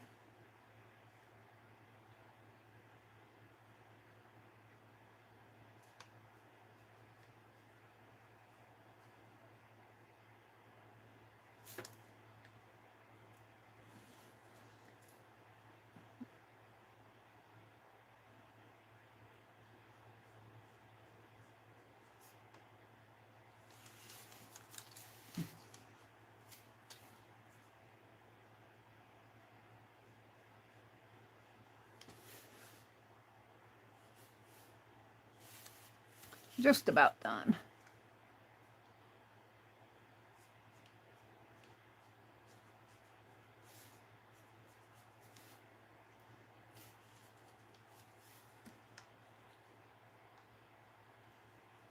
Oh, I colored his ear. Well, the ear on that side is not going to show. I painted his ear in. It doesn't matter.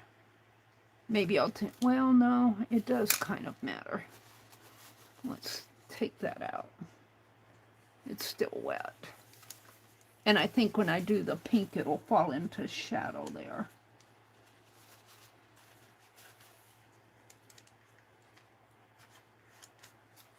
Let's see if I can't get some more of that off of there.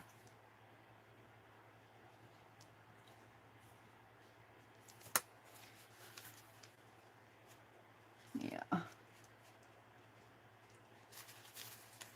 I goofed. His ear will fall into shadow, but that'll be okay. It'll be up. I'll make that a darker pink. Oops. You painted my ear yellow. I'm sorry, man. I might do that right now to show you what I mean. After I get my yellow done. And when I do the pen work too, it'll be fine. You can look at if you win one, look at it and see if you got the yellow ear.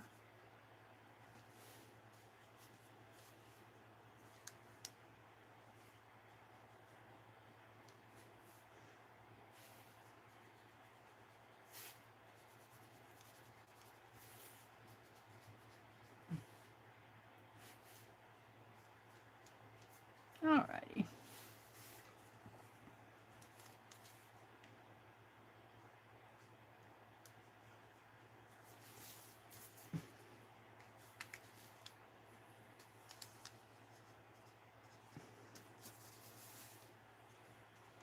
This a little more pigmented down in here.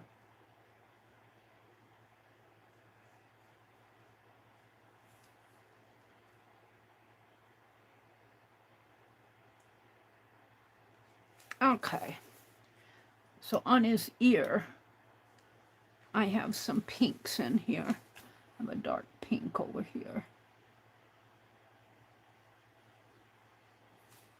Let's see if I can. And when I do the pen work too,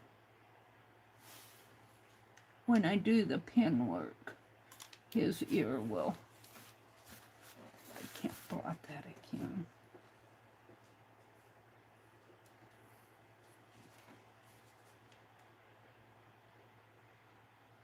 His ear kind of falling into shadow there. And I'll do the pen work and I'll draw around. It'll look like an ear in the end. Oops.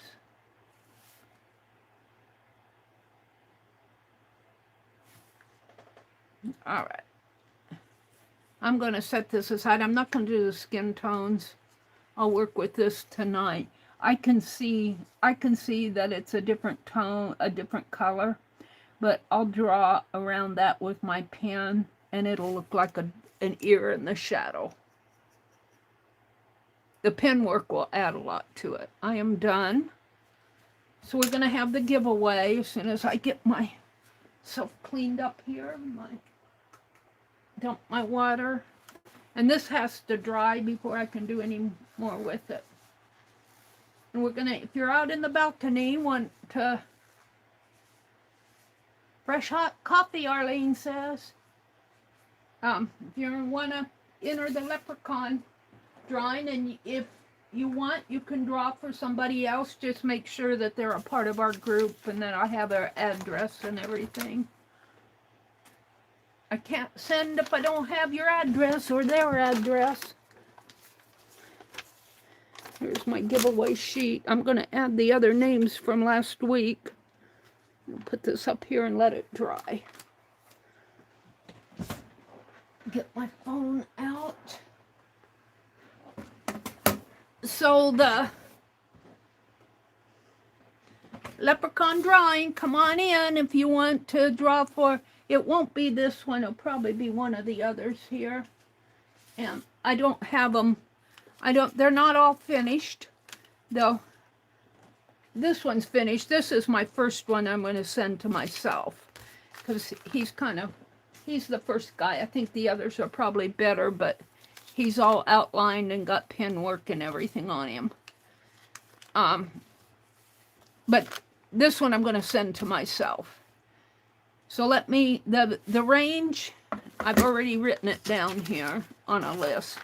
The range is 1 to 100, and international are welcome to play. If you don't like your number and want to change it, you're welcome to do that. Because I don't have a large crowd in here. I don't mind if you're uncomfortable with your number, if you want to change it, maybe somebody got a number right above you and you'd have to get it spot on to win it. I like to change my number when that happens, but some hosts don't like you to do that because, you know, they've got a packed room and it's hard for them to sort things out when that happens. So, and you know, that's okay, that's our rules, but in here, you know, we just have a few people in here. So I'm a little bit more lenient about those things. It has to be between 1 and 100, and the number that's closest without going over will win it. And I'm only giving away one this morning. So let me put in the go. You're welcome to play for somebody as long as they're part of our group. And you know they come in here a lot, and I have their address. All right, let me put in the go.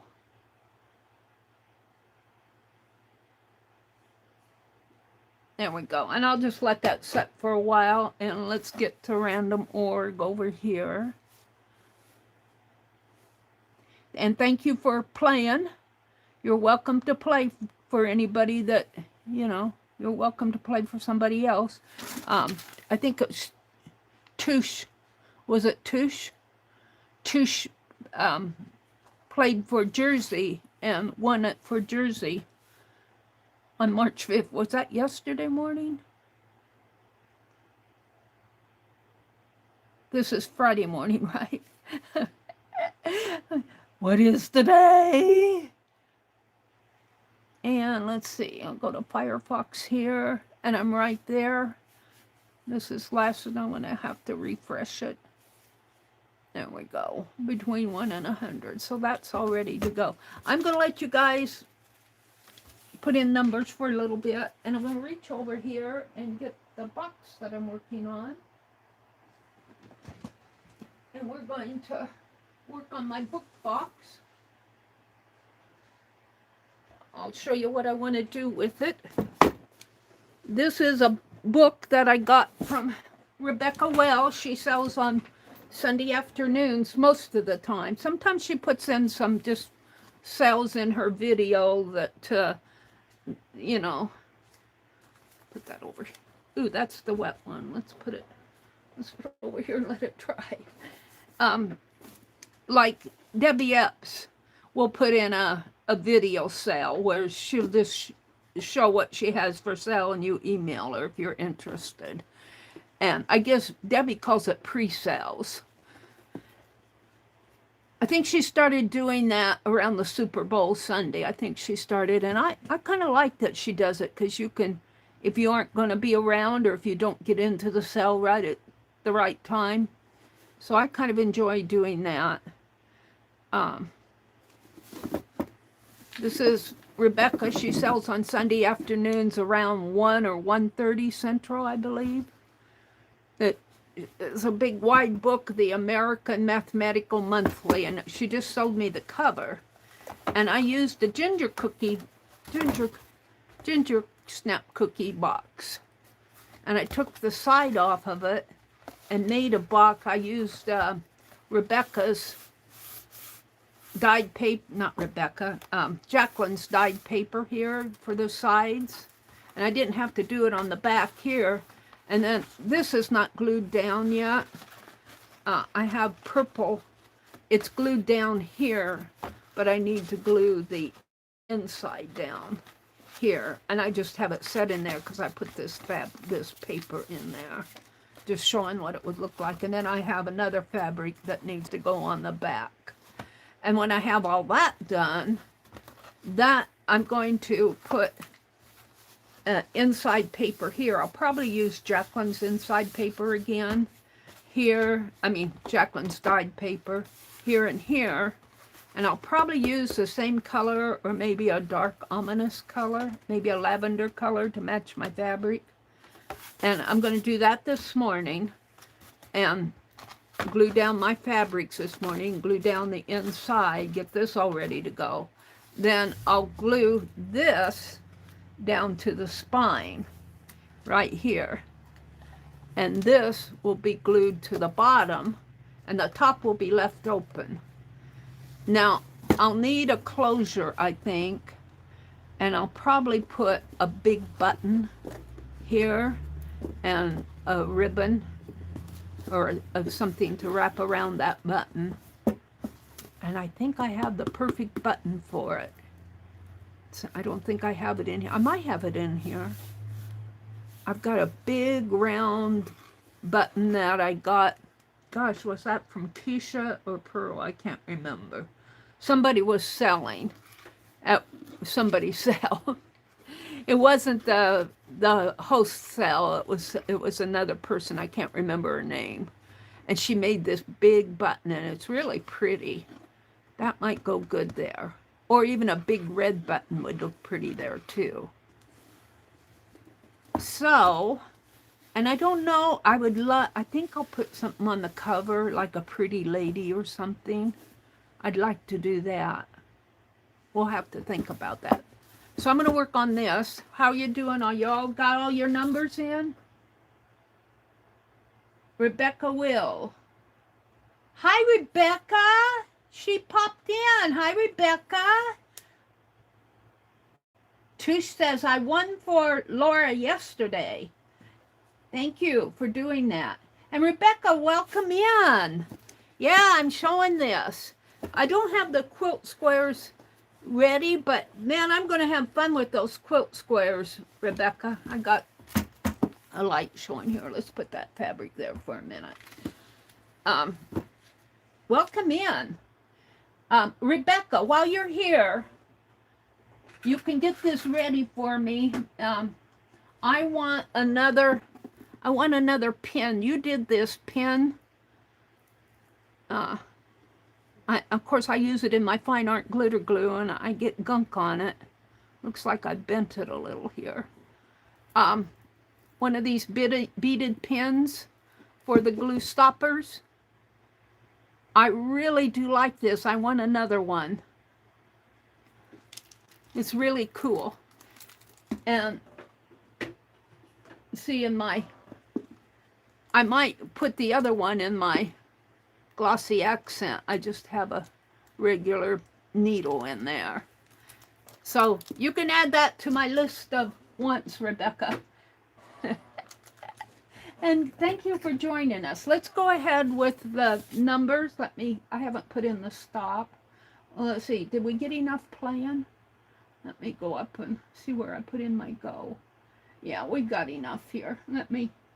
I do not care if I do not have 100 people playing. There's only going to be one winner. All right, let me just put in the stop just to document the stop. Send. And we were playing for a little leprechaun envelope. Your leprechaun is your art. This envelope will not have anything in it. I am going to seal it with some satin varnish. because it is watercolor, and if I do a really light coat, just like one little quick stroke down there, it will seal it, at least enough to send through the mail. And you can use it in your art journal. You can do whatever you want with it. It's yours after it leaves my desk. So, this is the book I'm going to do the giveaway. Let's go ahead and do the giveaway. I'm 1 to 100. Let me stand up so you can see the results here. The smallest value is 1. I'm at the sequence generator on random.org. The largest value is 100. Format in 1 column. Part 2 is go. Get sequence. And the number is 74. Oh, no, I'm sorry. It's not 74. It's 99. Who's closest to 99 without going over? The number is 99. Who has the highest number out there? I need my pen. I'm going to turn this off because I don't want to mess up my phone. That's the phone I use to talk to people on. The number is 99. I should make my boxes a little bigger. Sherry came in. Linda at 55. Wait a minute. Oh, Sherry came in right at the end. Well, she was close at her 33. We'll count you, Sherry, but I think it was Linda. Was it Tush? Linda Tush, did you win it? Let me go up here.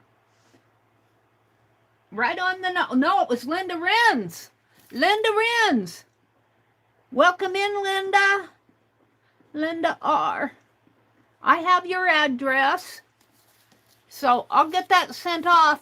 I probably won't get them sent off, and this is Friday, until maybe Monday, because I'm going to send them all at once, except for Tuesdays.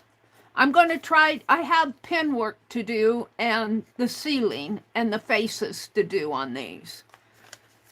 So, congratulations, Linda. You had it on the nose? Was it Linda Renz? Did you have it on the nose? Did I understand that? No. Linda at 55. There we go.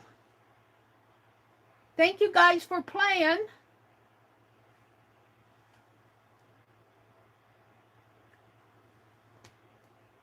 Alrighty, that's over. That's let's move on. That's what I mean. Let's move on. And what I'm going to do is work on this box. Now, I think I'll do, if I can put my hands on that paper, I think I'll do the paper here. And I want to save the, get that out of my way. I might leave this here because I have that shine. I think I have the paper pack behind me here. Let me reach one. It's a big old paper pack.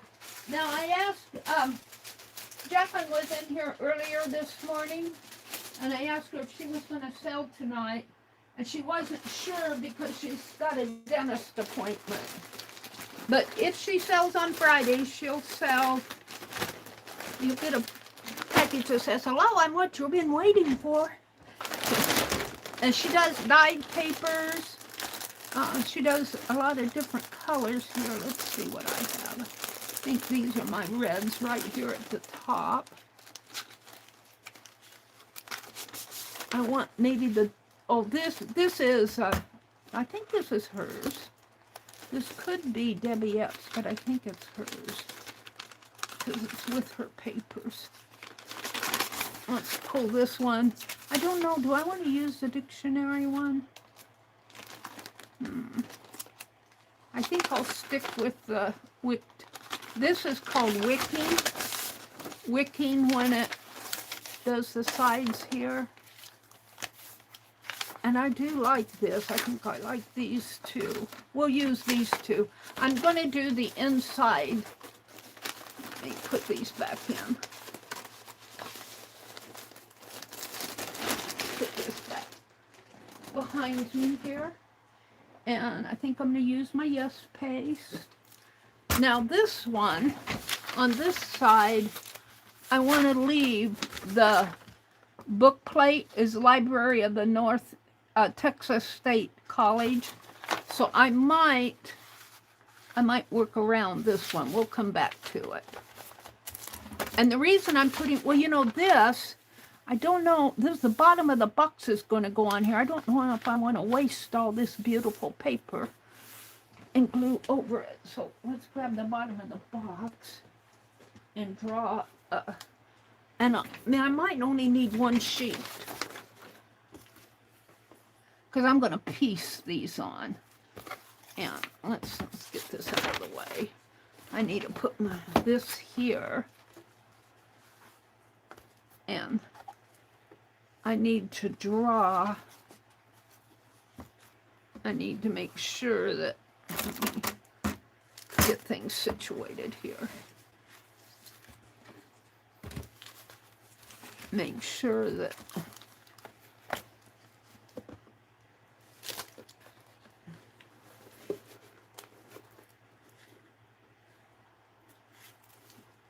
this is about 3/4 of an inch on each side. And I really only need about 1.5 inches. Maybe I'll put an inch strip here just to make sure that any white showing here shows as pink, because this will be glued flat, so there'll be a little bit showing there. I could do red ink in there or something, but I think I'll put an inch strip there, and even though it's 3/4 of an inch, I think I'll make it 1 1/4 inches just to make sure everything is covered.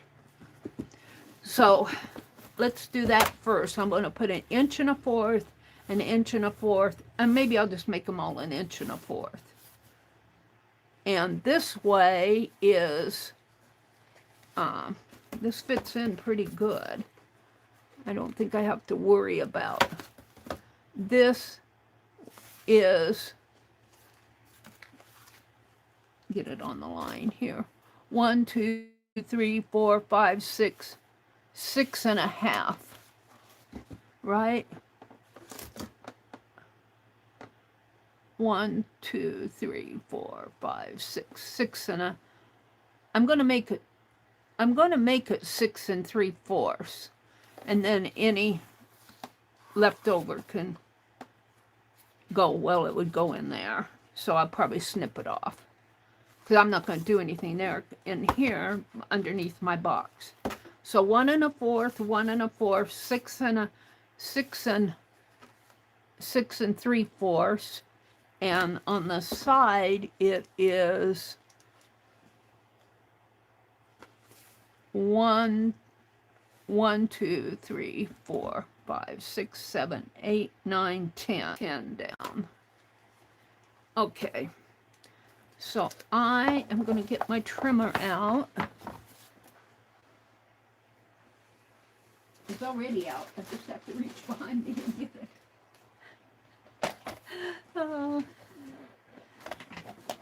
And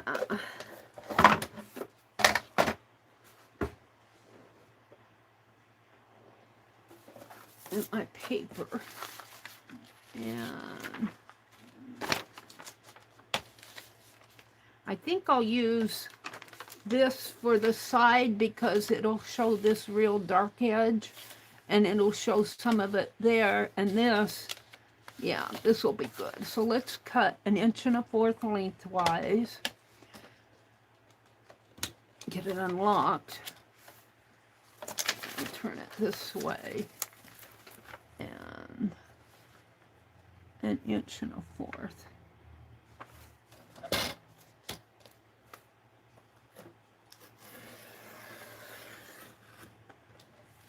And I said 6 3/4. I think I have it. Oh. And open it up. So my 7 is right here, 6 3/4 is right, of course, right on the mark there.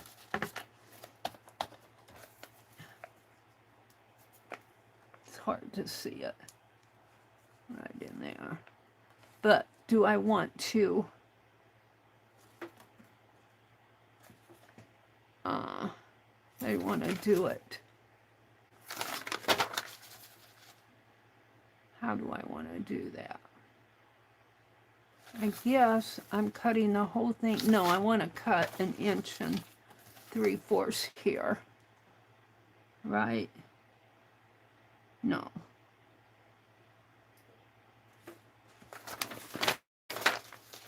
I really want to cut it this way first.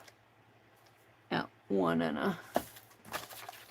Give me a minute, and then I'll cut it that way. That's how I want to do it. I just didn't want to slice into my paper.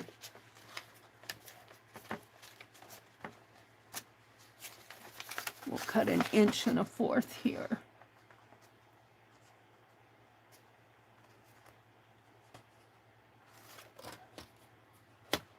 On the edge, and we'll get that pretty edge. Is that 1 1/4? That's 1 3/4. 1 1/4.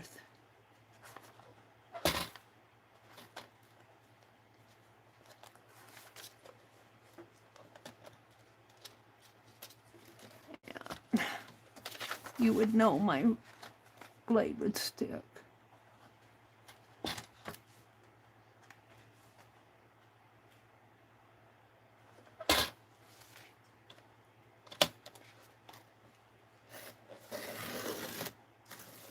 And then 6 3/4. I think it's just about there. It might be a little short. Might be a little long, but we can cut it off. I want to do the same over here as 1 1/4.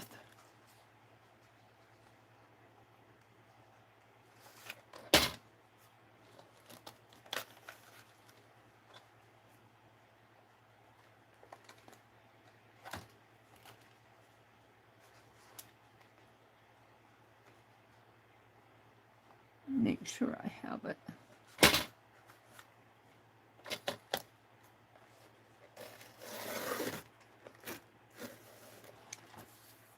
Alrighty. That should be, let's test it out. Lock it up. Get my book cover out. I think I put it behind me. Maybe I put it up here. Where'd I put it? Where'd I put my book cover? Here it is. Now this is for this side. And we only need the bottoms and the tops because, and I could leave that edge, the brown edge there. I'm going to leave the brown edge. And I'm going to let this go over. I might trim this part off, but I'm going to let it go over that way. And same way down here. I love that it's wicked here at the bottom. And I think I like this side better. I'll put it right in there. And then on this side, because it's got that really dark edge, I think I'll put this one on first. And we'll put it just like this. And then my box, any little white that shows, will now be this pretty dark pink color. So let's put this one on first, and I'll trim it here after I get it on. I'm going to use Yes paste. Yes paste. And get my spatula out. I need to wipe it off. Sitting in the water.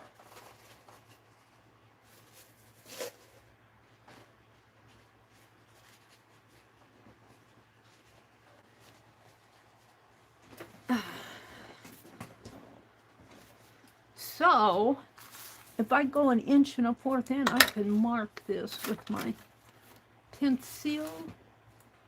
You know, my pencil out. Nowhere to put my glue. I'm going to glue the book part.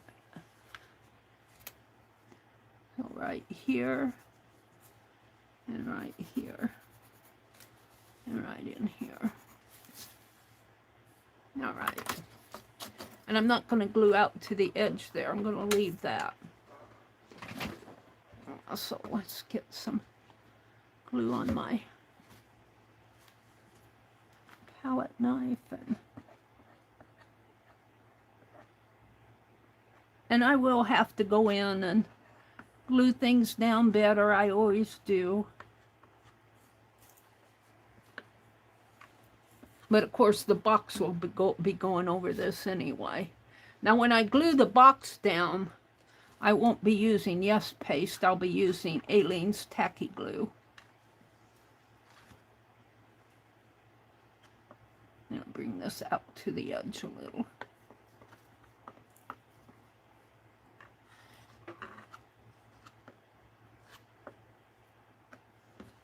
Knock my pencil off.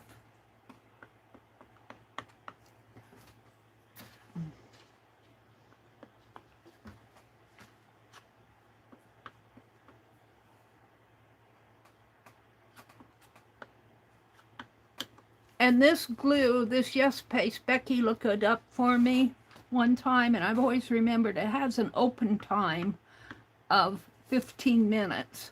So you have time to put this glue where you want it without it drying before you're done.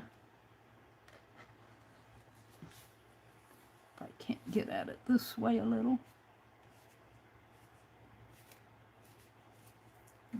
Want it on the edge. It won't matter anyway, it will dry, and nothing's going over it, but all right, I think I'm good. My lid over here. So we're gonna put this right in there and bring it down.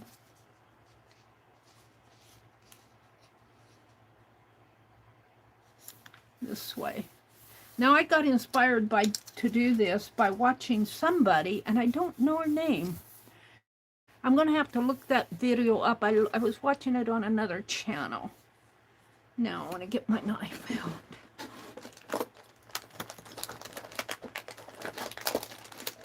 Where is my exacto knife? It's here. It's just buried. And I lost my metal rulers. They're here someplace. I think they fell between the desk and my cart. I'm going to have to... So I'm going to very carefully use my plastic one. And trim this down at the bottom.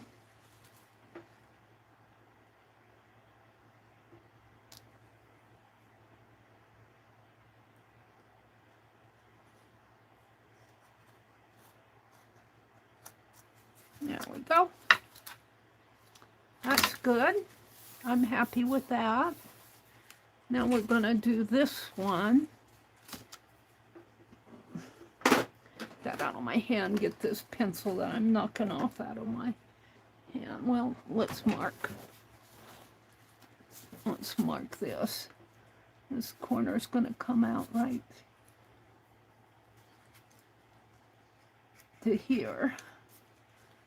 And the book box will be covering up my marks and everything here, so the box, the gingerbread box, will come in there. So let's get my spatula. And now I'm going over this. start from here, and I want to get in there and maybe a little bit in here.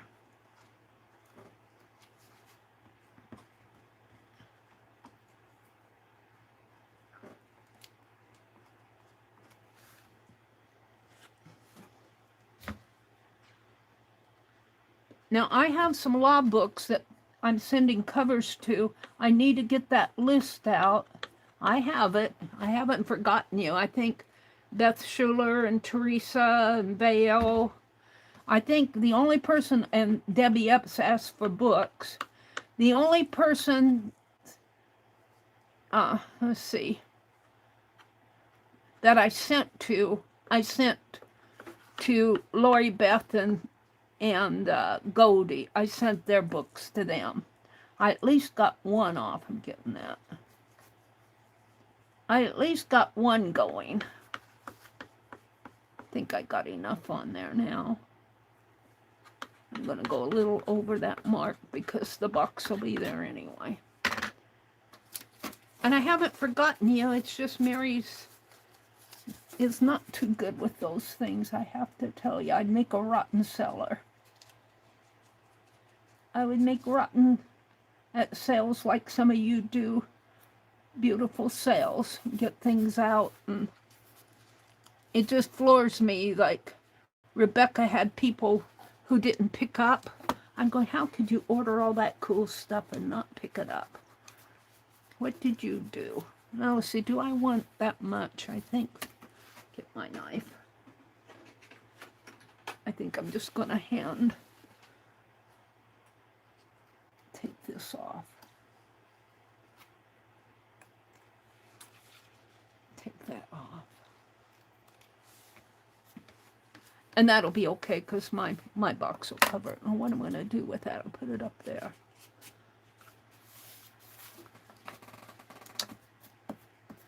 And let's do the bottom. Let's put that one up there too. And let's do the bottom. I'm loving this paper.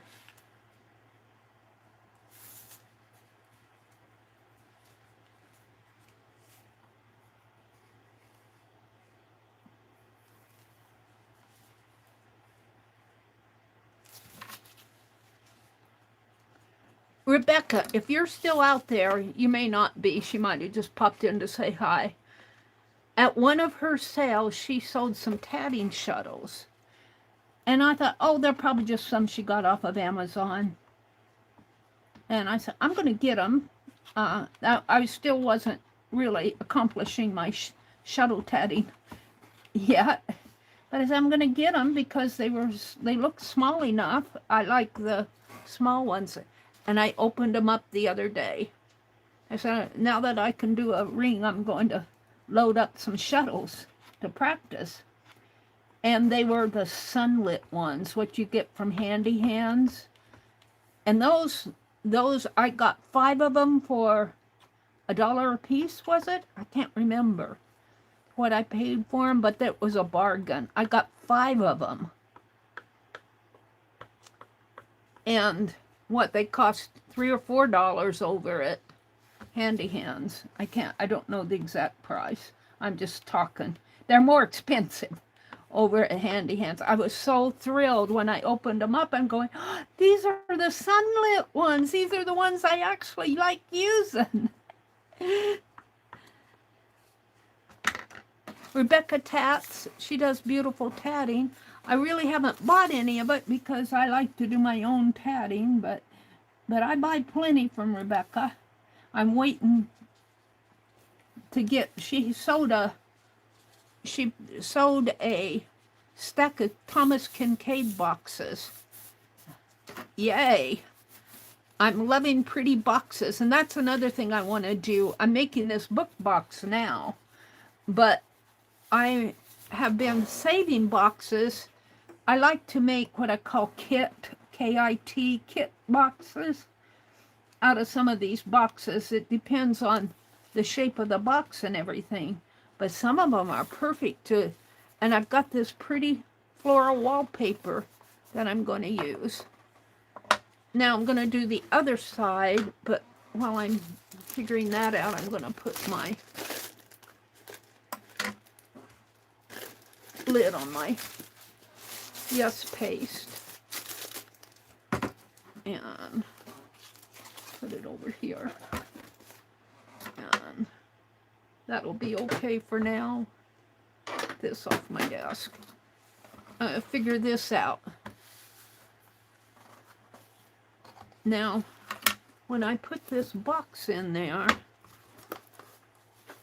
I think when I do this side, I do want my paper to loop down in here, maybe about a 1/2 inch, because it will take care of anything like this. But this box will fit right in there. Let's see how it looks after I close it. Let's turn it this way. Put it right in here. And then shut my book box and close it up, and then it'll glue down there. Oh, that's perfect. Might move it down a little. Move it down a little. This is perfect. Well, I don't have it in there. There we go.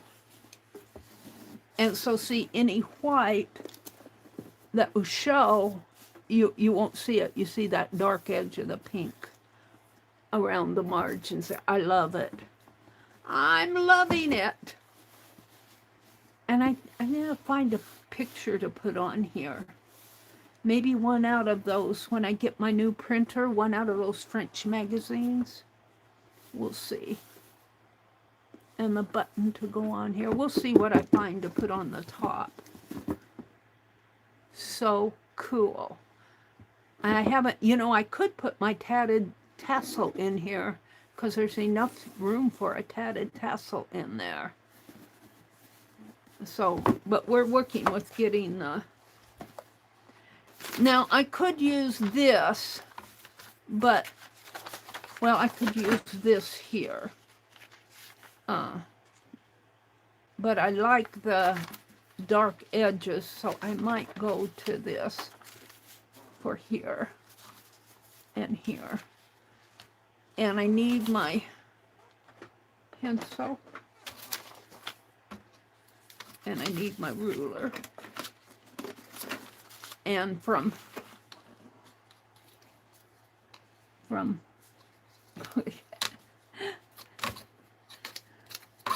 I never get the ruler right.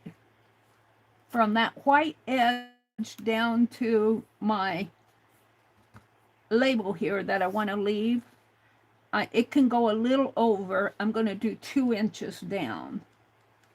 2 inches.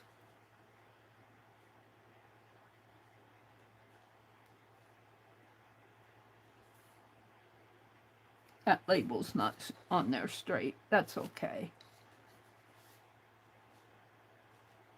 Because this is 2 inches. I'll put the line on there. This is 2 inches right here. And when you go down here, this is 2. Maybe it is. Maybe it's just my eyes. It'll go right in there. And let's do 2 inches over here. Make sure my... And I'm going to put a 2 here because this will get covered up. 2 inches. From this label, I'm going to leave a little bit of margin over this, maybe about 1/8 of an inch. But I want to come down under to here, so that's 2 1/4.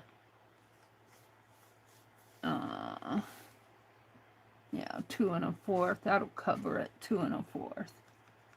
So 2 1/4. And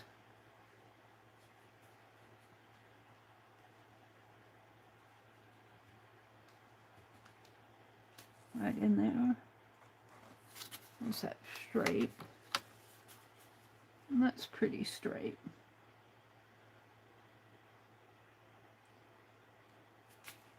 get it lined up with my lines over here.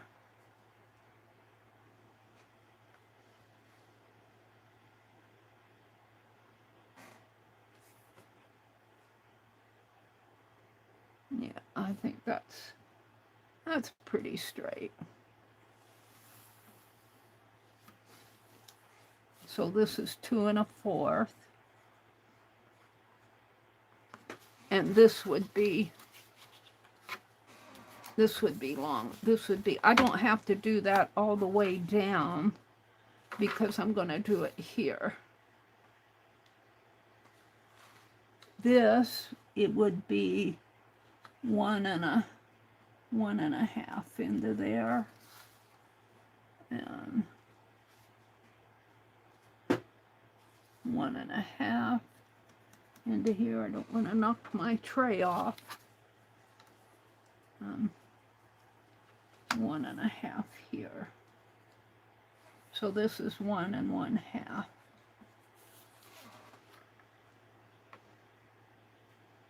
So from here to, let me draw a line here because this will get covered up. From the 1 1/2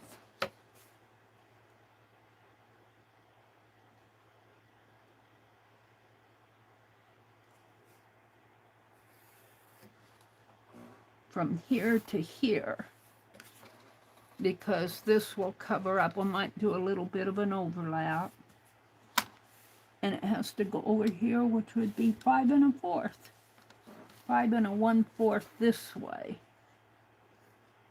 5 1/4 up. No, it's wrong. It's wrong. Let me get my, I knocked my paper off. Let me get my eraser. Erase my arrows. It's 5 1/4 this way. And even if I make it a little bit longer than 5 1/4, I might make it 5 1/2. I might add a half on here because it'll be covered up by the box. Let me, I got that eraser out. What I did with it. Let me make this 2 1/2, 2 1/2, and 5 1/2. That way, and I didn't measure, it would be 5 1/2 again. We'll make it, it's 2 inches this way, but 5 1/2 that way. And this is 1 1/2, and this is, I'm going to leave a little bit, and I got my ruler wrong here. Where's my 1? Leave just a bit at 2, 3, can't read it, 3, and I might have to trim it. Can't read the marking there. It's almost to 4. This is 4. That's way up.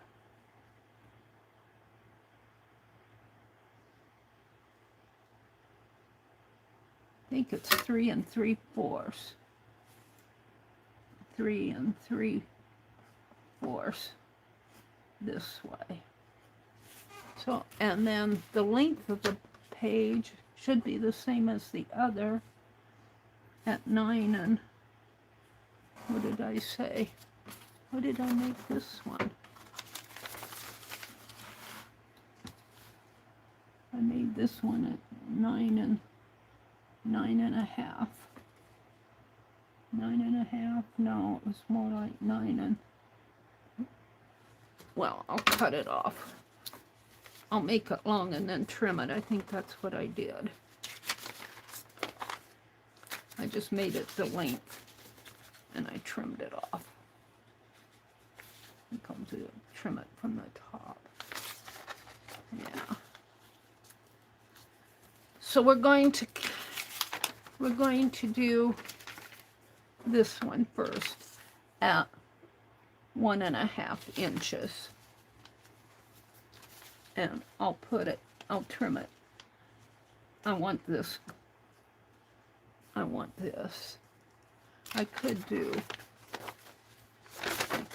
this, but I like this better. No, where'd I have that dark spot? This. I want that, so I'll have to trim it up here. So I want to cut 1.5. Let's do that. Reaching for my trimmer.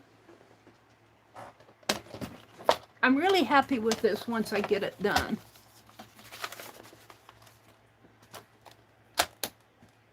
One and 1.5. 1 1/2.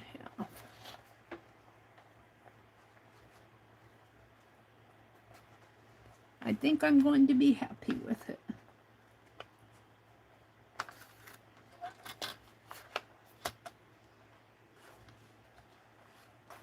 Looks good. So this will go here, and I will trim it. Once I get it glued, I'll come and trim it there. This will be 5.5. Let's see where 5.5 is on here. Well, that's 6. This is 6 inches. And I might just use it and let it go over because the book box will catch it. And this is 3 3/4. Let's see if, I think I'm going to cut a pattern here because I'm not trusting it.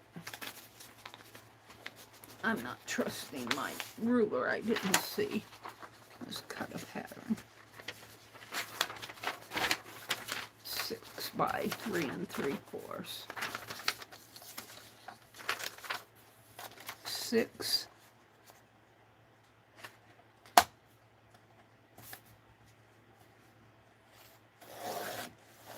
That's 6 and 3 3/4.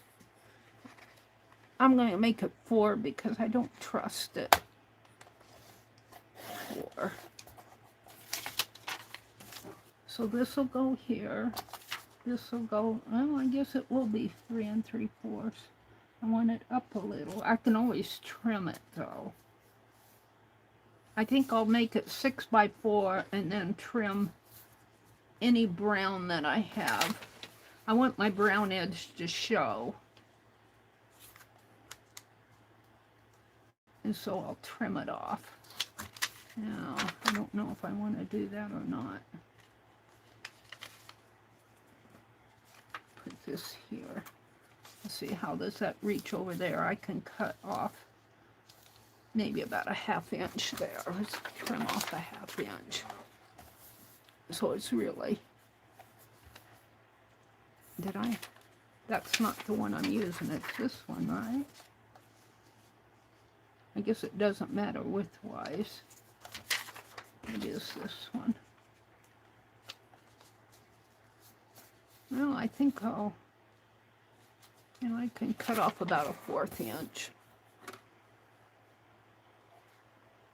We'll cut off 1/4 inch. So it's really 5 3/4.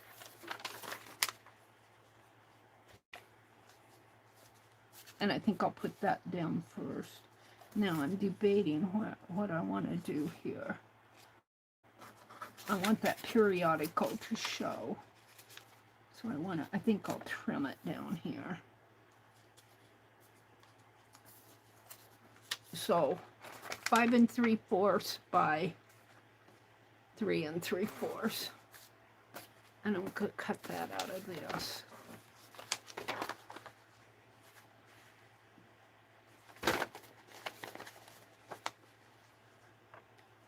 5 3/4 by 3, and so this would be 3 3/4 here. Do I have any?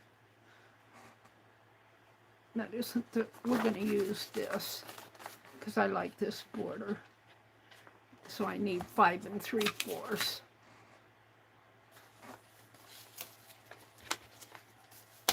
Mary's thinking. I think I'm on the right track here. 5 3/4 is right there. Except I think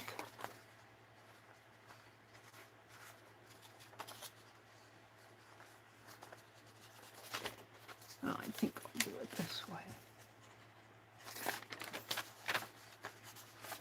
Deciding what, I guess I want this. So 5 3/4 is right there.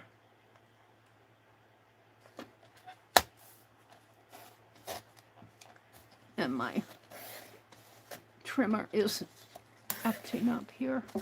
Might need a new blade. So 5 3/4 will go down.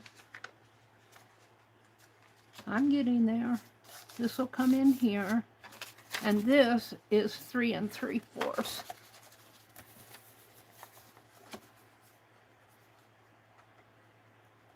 Right in there.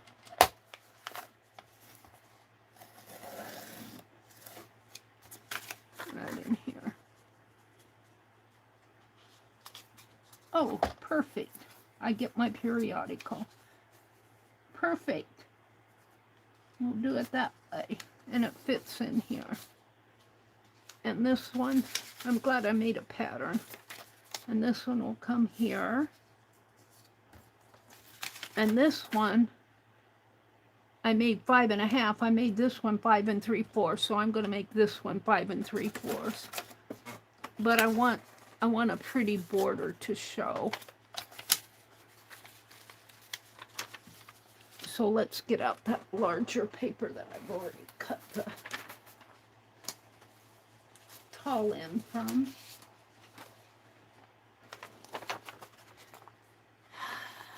And I think this will be perfect. We want this to be 2 inches this way and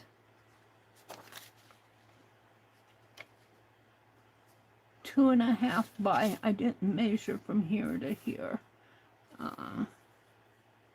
Oh, I measured this. I was going to use this. Do I want to do that? I'd be wasting that. Let's do this first. And I think I want this. So I'm going to do it at 5 3/4. Mary's thinking to herself here. She'll get it. 5 3/4. Oh, I think I'm deciding whether I want this or this way.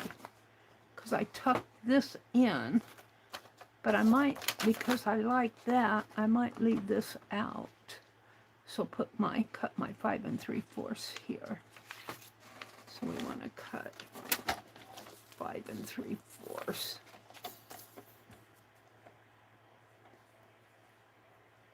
Right there.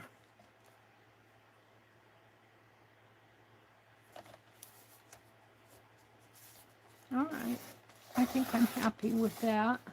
And I really only need a strip in here.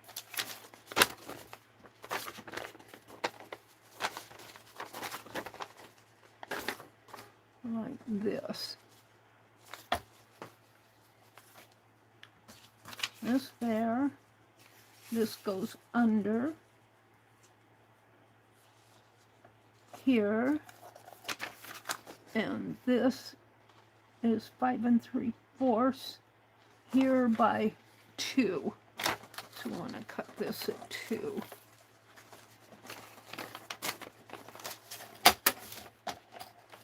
I'm doing that to save this book plate. I'm making this fit around the book plate. That's why I'm doing all of this. 2.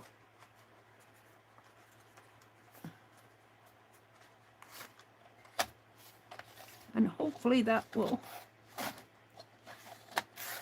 be right.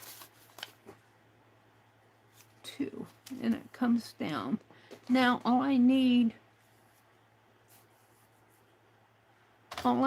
from this prettiness, do I want that or do I want this? Well, if I use this, it'll fall into there. So I want this. Oh, and look, and it matches. Here's my ruler.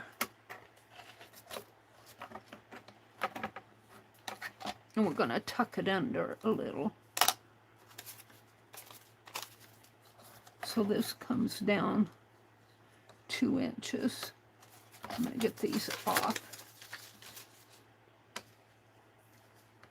This will all get covered up. There's my pencil. 2 inches is right here. So I want to put this up a little.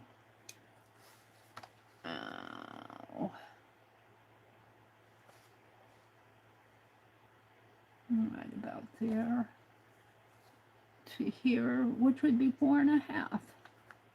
So I want it 2.5 by 4.5.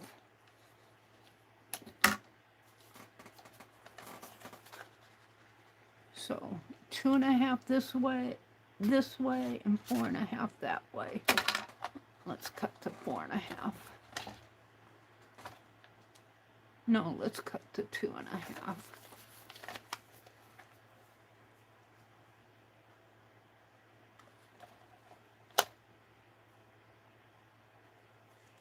I don't need all of this. 2 1/2.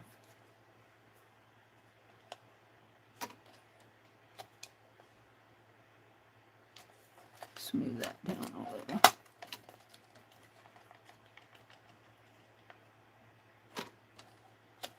One, 2, 3, 4 1/2. I want to go to just about to there.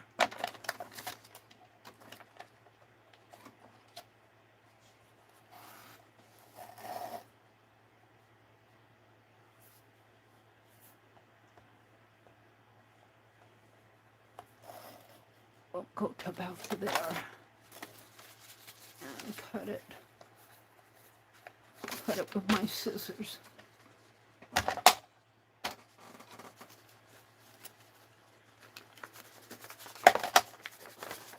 Cut it a little wider in case I made a mistake. I'm just trying to save that. I don't need to, don't want to chop into there because I might need that. All right, I should have my pieces now. Let's see if I do.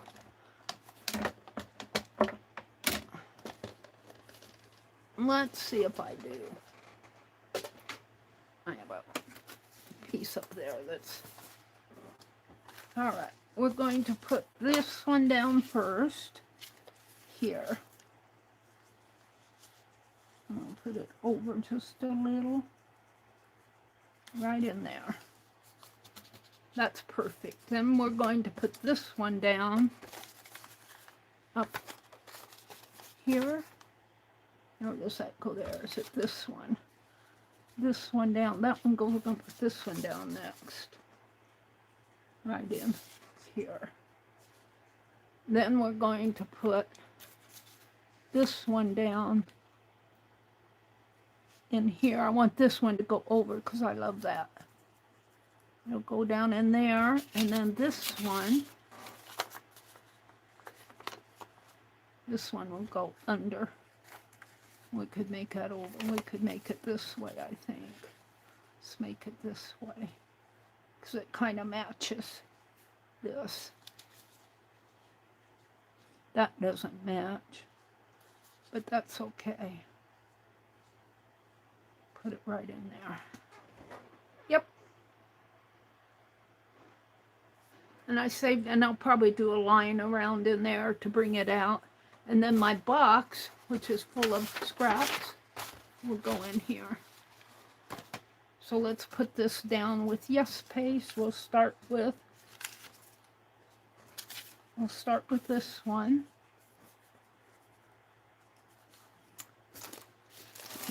What time is it? It's 8:39. I go until 9. I'll be working on this until the end of the stream. Congratulations to Linda for winning the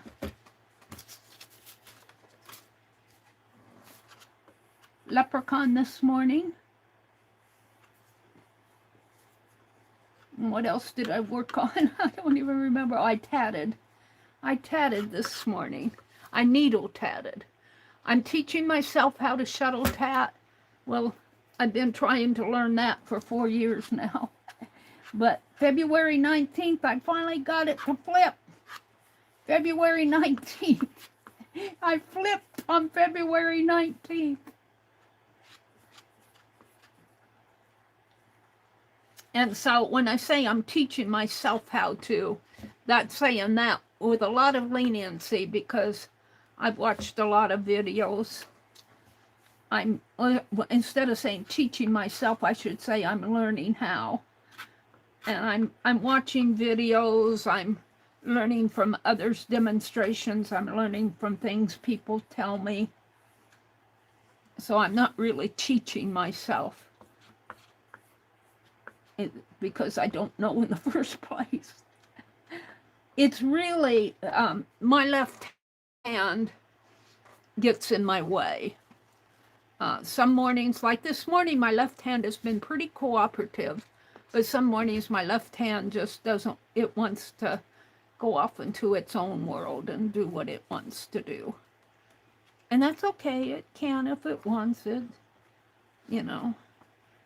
It doesn't bother me needle tatting so much, because when you needle tat, you're doing most of your action with your right hand. Your left hand is, well, your left hand is, but your left hand has to do this motion when you're tatting, and you have to kind of hold your thread taut and ease up and hold your thread taut. And sometimes my fingers are so long, this finger's longer than this finger, and I have my thread wrapped around here, but when I'm tatting, I'll get my thread caught on my long fingers. And my hands shake, and I drop the shuttle, and sometimes but I'm getting better at it. I am succeeding at it. I am getting some things actually accomplished. I'm doing a little every day. I'm kind of picked that up from Miss Becky. She's making dishcloths on a daily basis. I don't know if she's going to do that all year, or if she's just doing it so far. Or she was making little round scratchy pads to go with it, but I think she's only doing that until she runs out of that type of yarn. Who knows, maybe I don't know what her plans are, but for that, but I'm sure she knows, so that's all we need to know. This is going to go up here. Now I have kind of marked it there, so I kind of know where my glue is going. And after I get it glued down, I'm only going to glue to the white end of the white. There's a little brown border there. And then after I get it glued down, I'm going to come back in and trim that off. So let's do that. I'm going to take my palette knife and kind of press this down. It doesn't look like I got glue under here. Let's see if I can get some under there. Let's see, you do have open time, but I don't know if I can lift that up now. Right in here. Yeah. I want to get some more glue on this edge here. Maybe I'll glue my paper.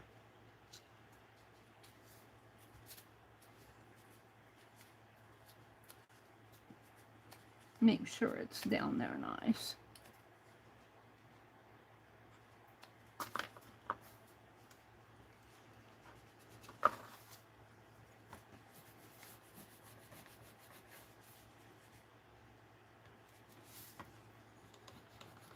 That's good.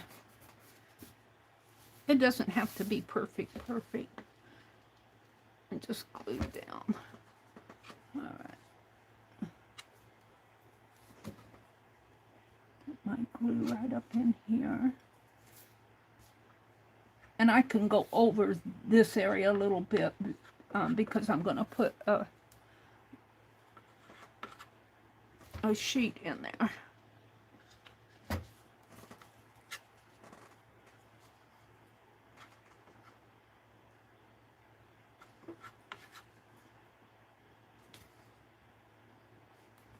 And I'm going over this to that mark. I'll come this way and see if I can't.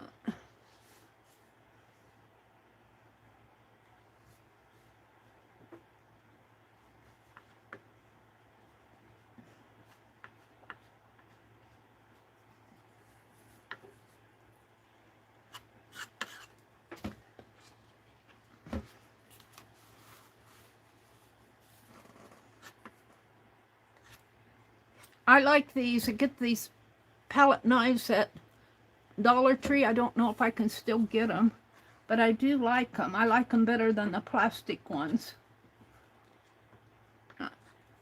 I got me 2 or 3 of them. I haven't been to Dollar Tree for a while. I skipped the thrift stores and the dollar store. I even skipped the grocery store the other day. We went to Hobby Lobby. I went to Hobby Lobby and I said, that's all I'm doing for today. Alrighty. So I think I'm good here. Make sure I'm glued down. Put this one down in a shadow. Put it down here. Try to match it up with the other one. Bring it up to there, and I'll cut along the white line there.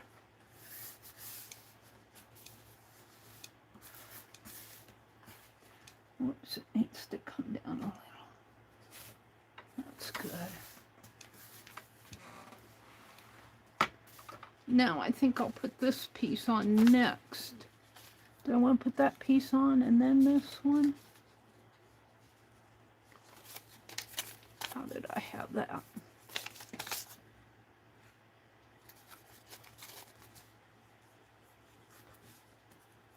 Yeah, it kind of matches in there. Sort of matches. Oh, I wanted this one under. Well, too late now. Maybe I'll put this piece down this way. Oh, that matches better.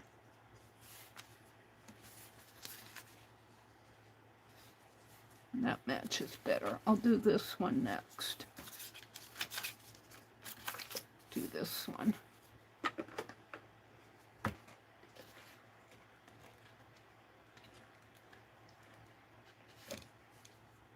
It takes me a while to do this, but in the end,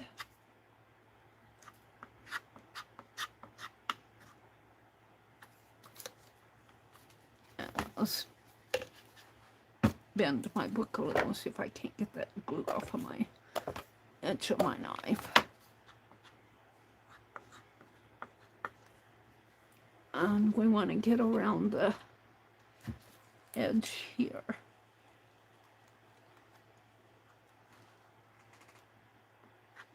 That's an awful lot of glue.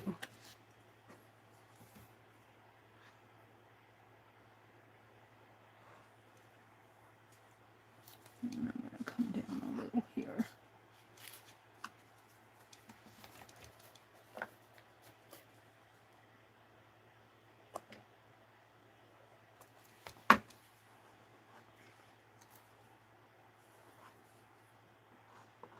And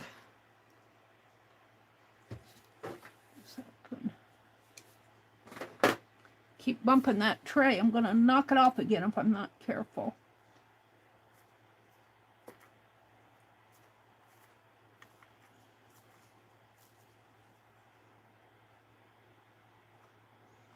It doesn't matter if I get glue in here because I'm going to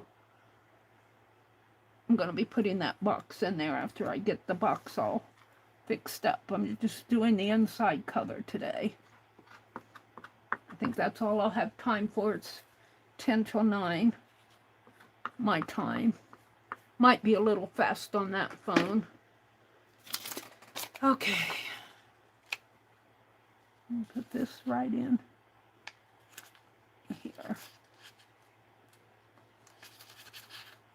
Bring it over just a bit to that line.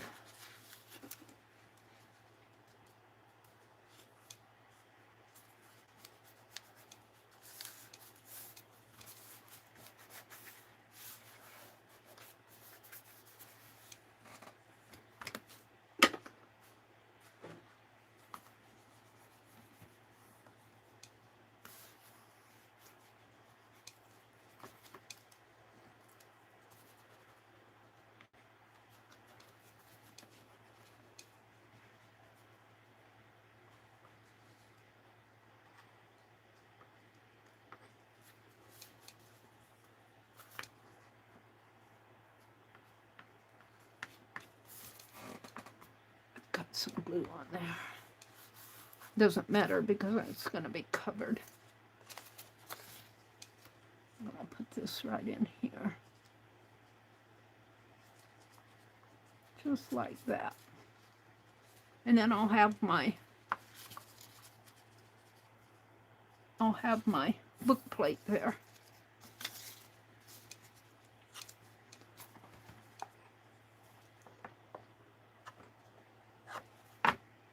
Alrighty.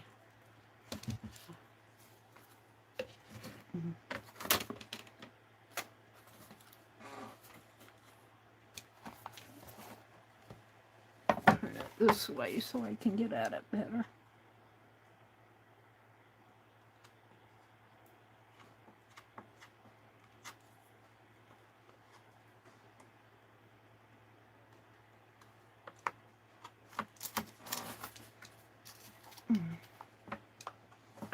Put that in there.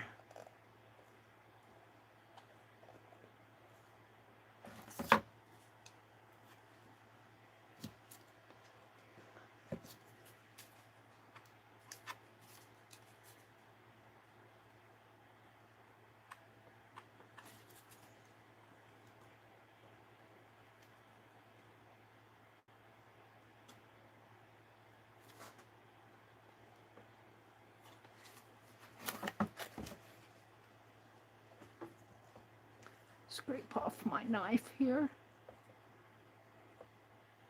Glue off of it and into here.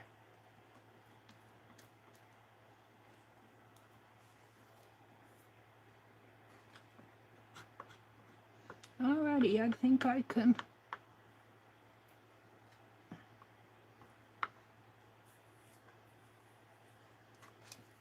maybe a little bit more in here.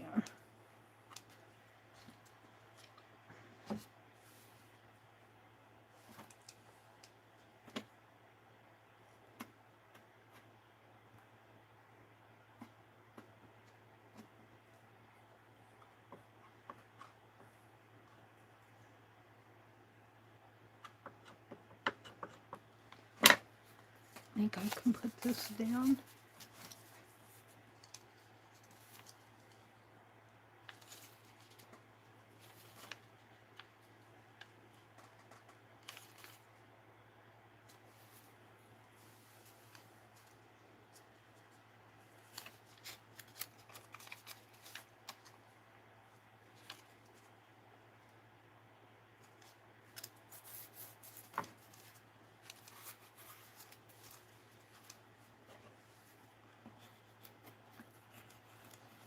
That was going out just a teeny bit further, but the box will cover that up. So I think all I have left to do, is trim it over here. I think I'm happy with it.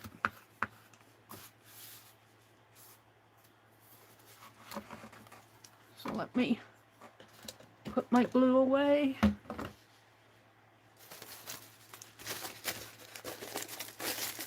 $53 for a 32 ounce. I think it was 53 the last time I looked. Keeps going up and up and up. Used to get it for what? I think it was around between 35 and 40 when I bought my last big 32 ounce. Now it's 53. Of course, that was a year or so ago, so I guess with the economy the way it's been, it's understandable. Let's put that in the water. And let's trim the edge here. Just won't take long to trim that. Very carefully. I'm going to turn it. No, I think I'll put it like this.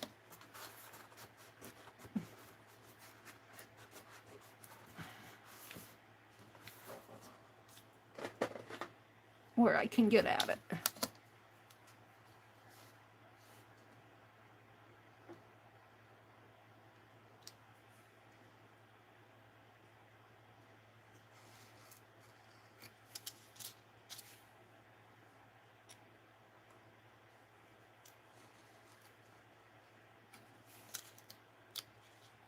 There we go. There we go. I'm very happy with it. Now, I have scraps left. I don't mind the white. These I'm going to put in my scrap box. This one's glued down. Oh, that's just white. I don't... I guess I can put those in. I have a... Let me reach for it. I have a scrap box. I need to find my scrap calendar. I don't know what I do with my scrap calendar. Huh. It's over there somewhere. I'll put these in here, and when I'm doing paste the page or scrap calendar, it's getting full. Well, I have another package in there that can come out.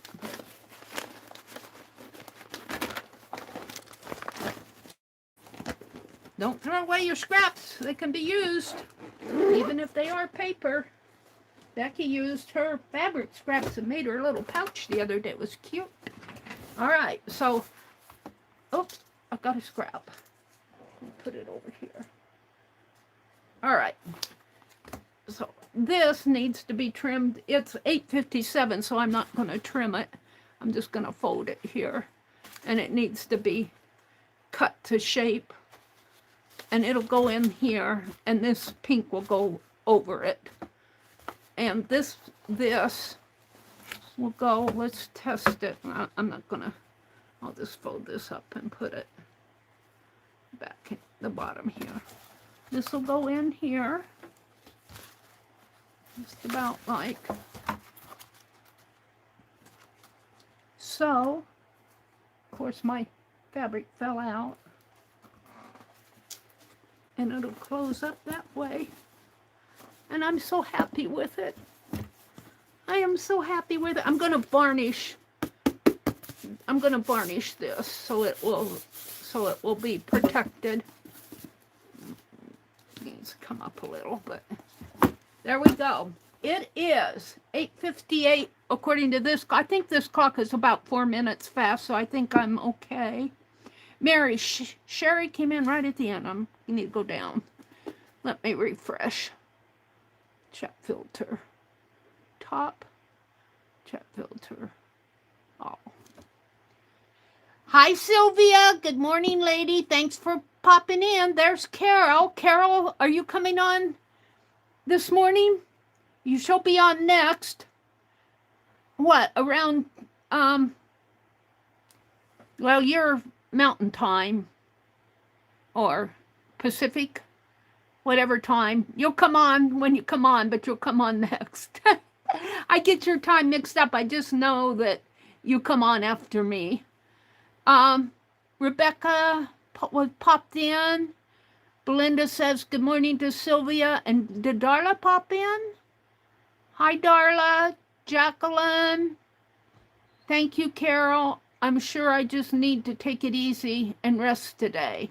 So Jacqueline, probably, this sounds like she's not going to sell today, but that's okay. If she does sell, you might pop on and check. And if she does sell, she'll sell at 4 p.m. Eastern, but she's going to the dentist today, so it sounds like she just wants to take the day and rest. Carol is my quiet corner. She's sending healing to Jacqueline. Hi, Darla. Good morning, Darla. Sherry says, I always slept during my math classes. Counting still puts me to sleep. 1, 2, 3, and I'm out. Darla says, hi, Meri and everyone in chat. I don't know how far back I'm going. Angie left. She says, gotta run, Meri. Have a great day. Tush says, bye, Angie. I hope you have a good day. Arlene says, I gotta go. Y'all have a beautiful day. And I think this is where Linda won the leprechaun. So I will be on again tonight. This is Friday. I'll be on again tonight at 7:30 p.m. Central. And Carol says, yes, I'm around 9 Mountain Time, 11 Eastern. So Carol will be on in about an hour. It's 9. According to my clock, it's 9:01. So, and Carol dropped a link to her channel. Sylvia says, see you tonight. Barb Owen, if she streams, will stream this afternoon. And I think somebody else streams this afternoon, but I can't remember who else streams in the afternoon. If you all know, let me know. So I'm going to say good morning. I'm going to go have something to eat. I'm hungry. Yay! All right. Have a great day, everybody. We're off to the weekend. And Jacqueline, you take care of yourself, okay? Bye.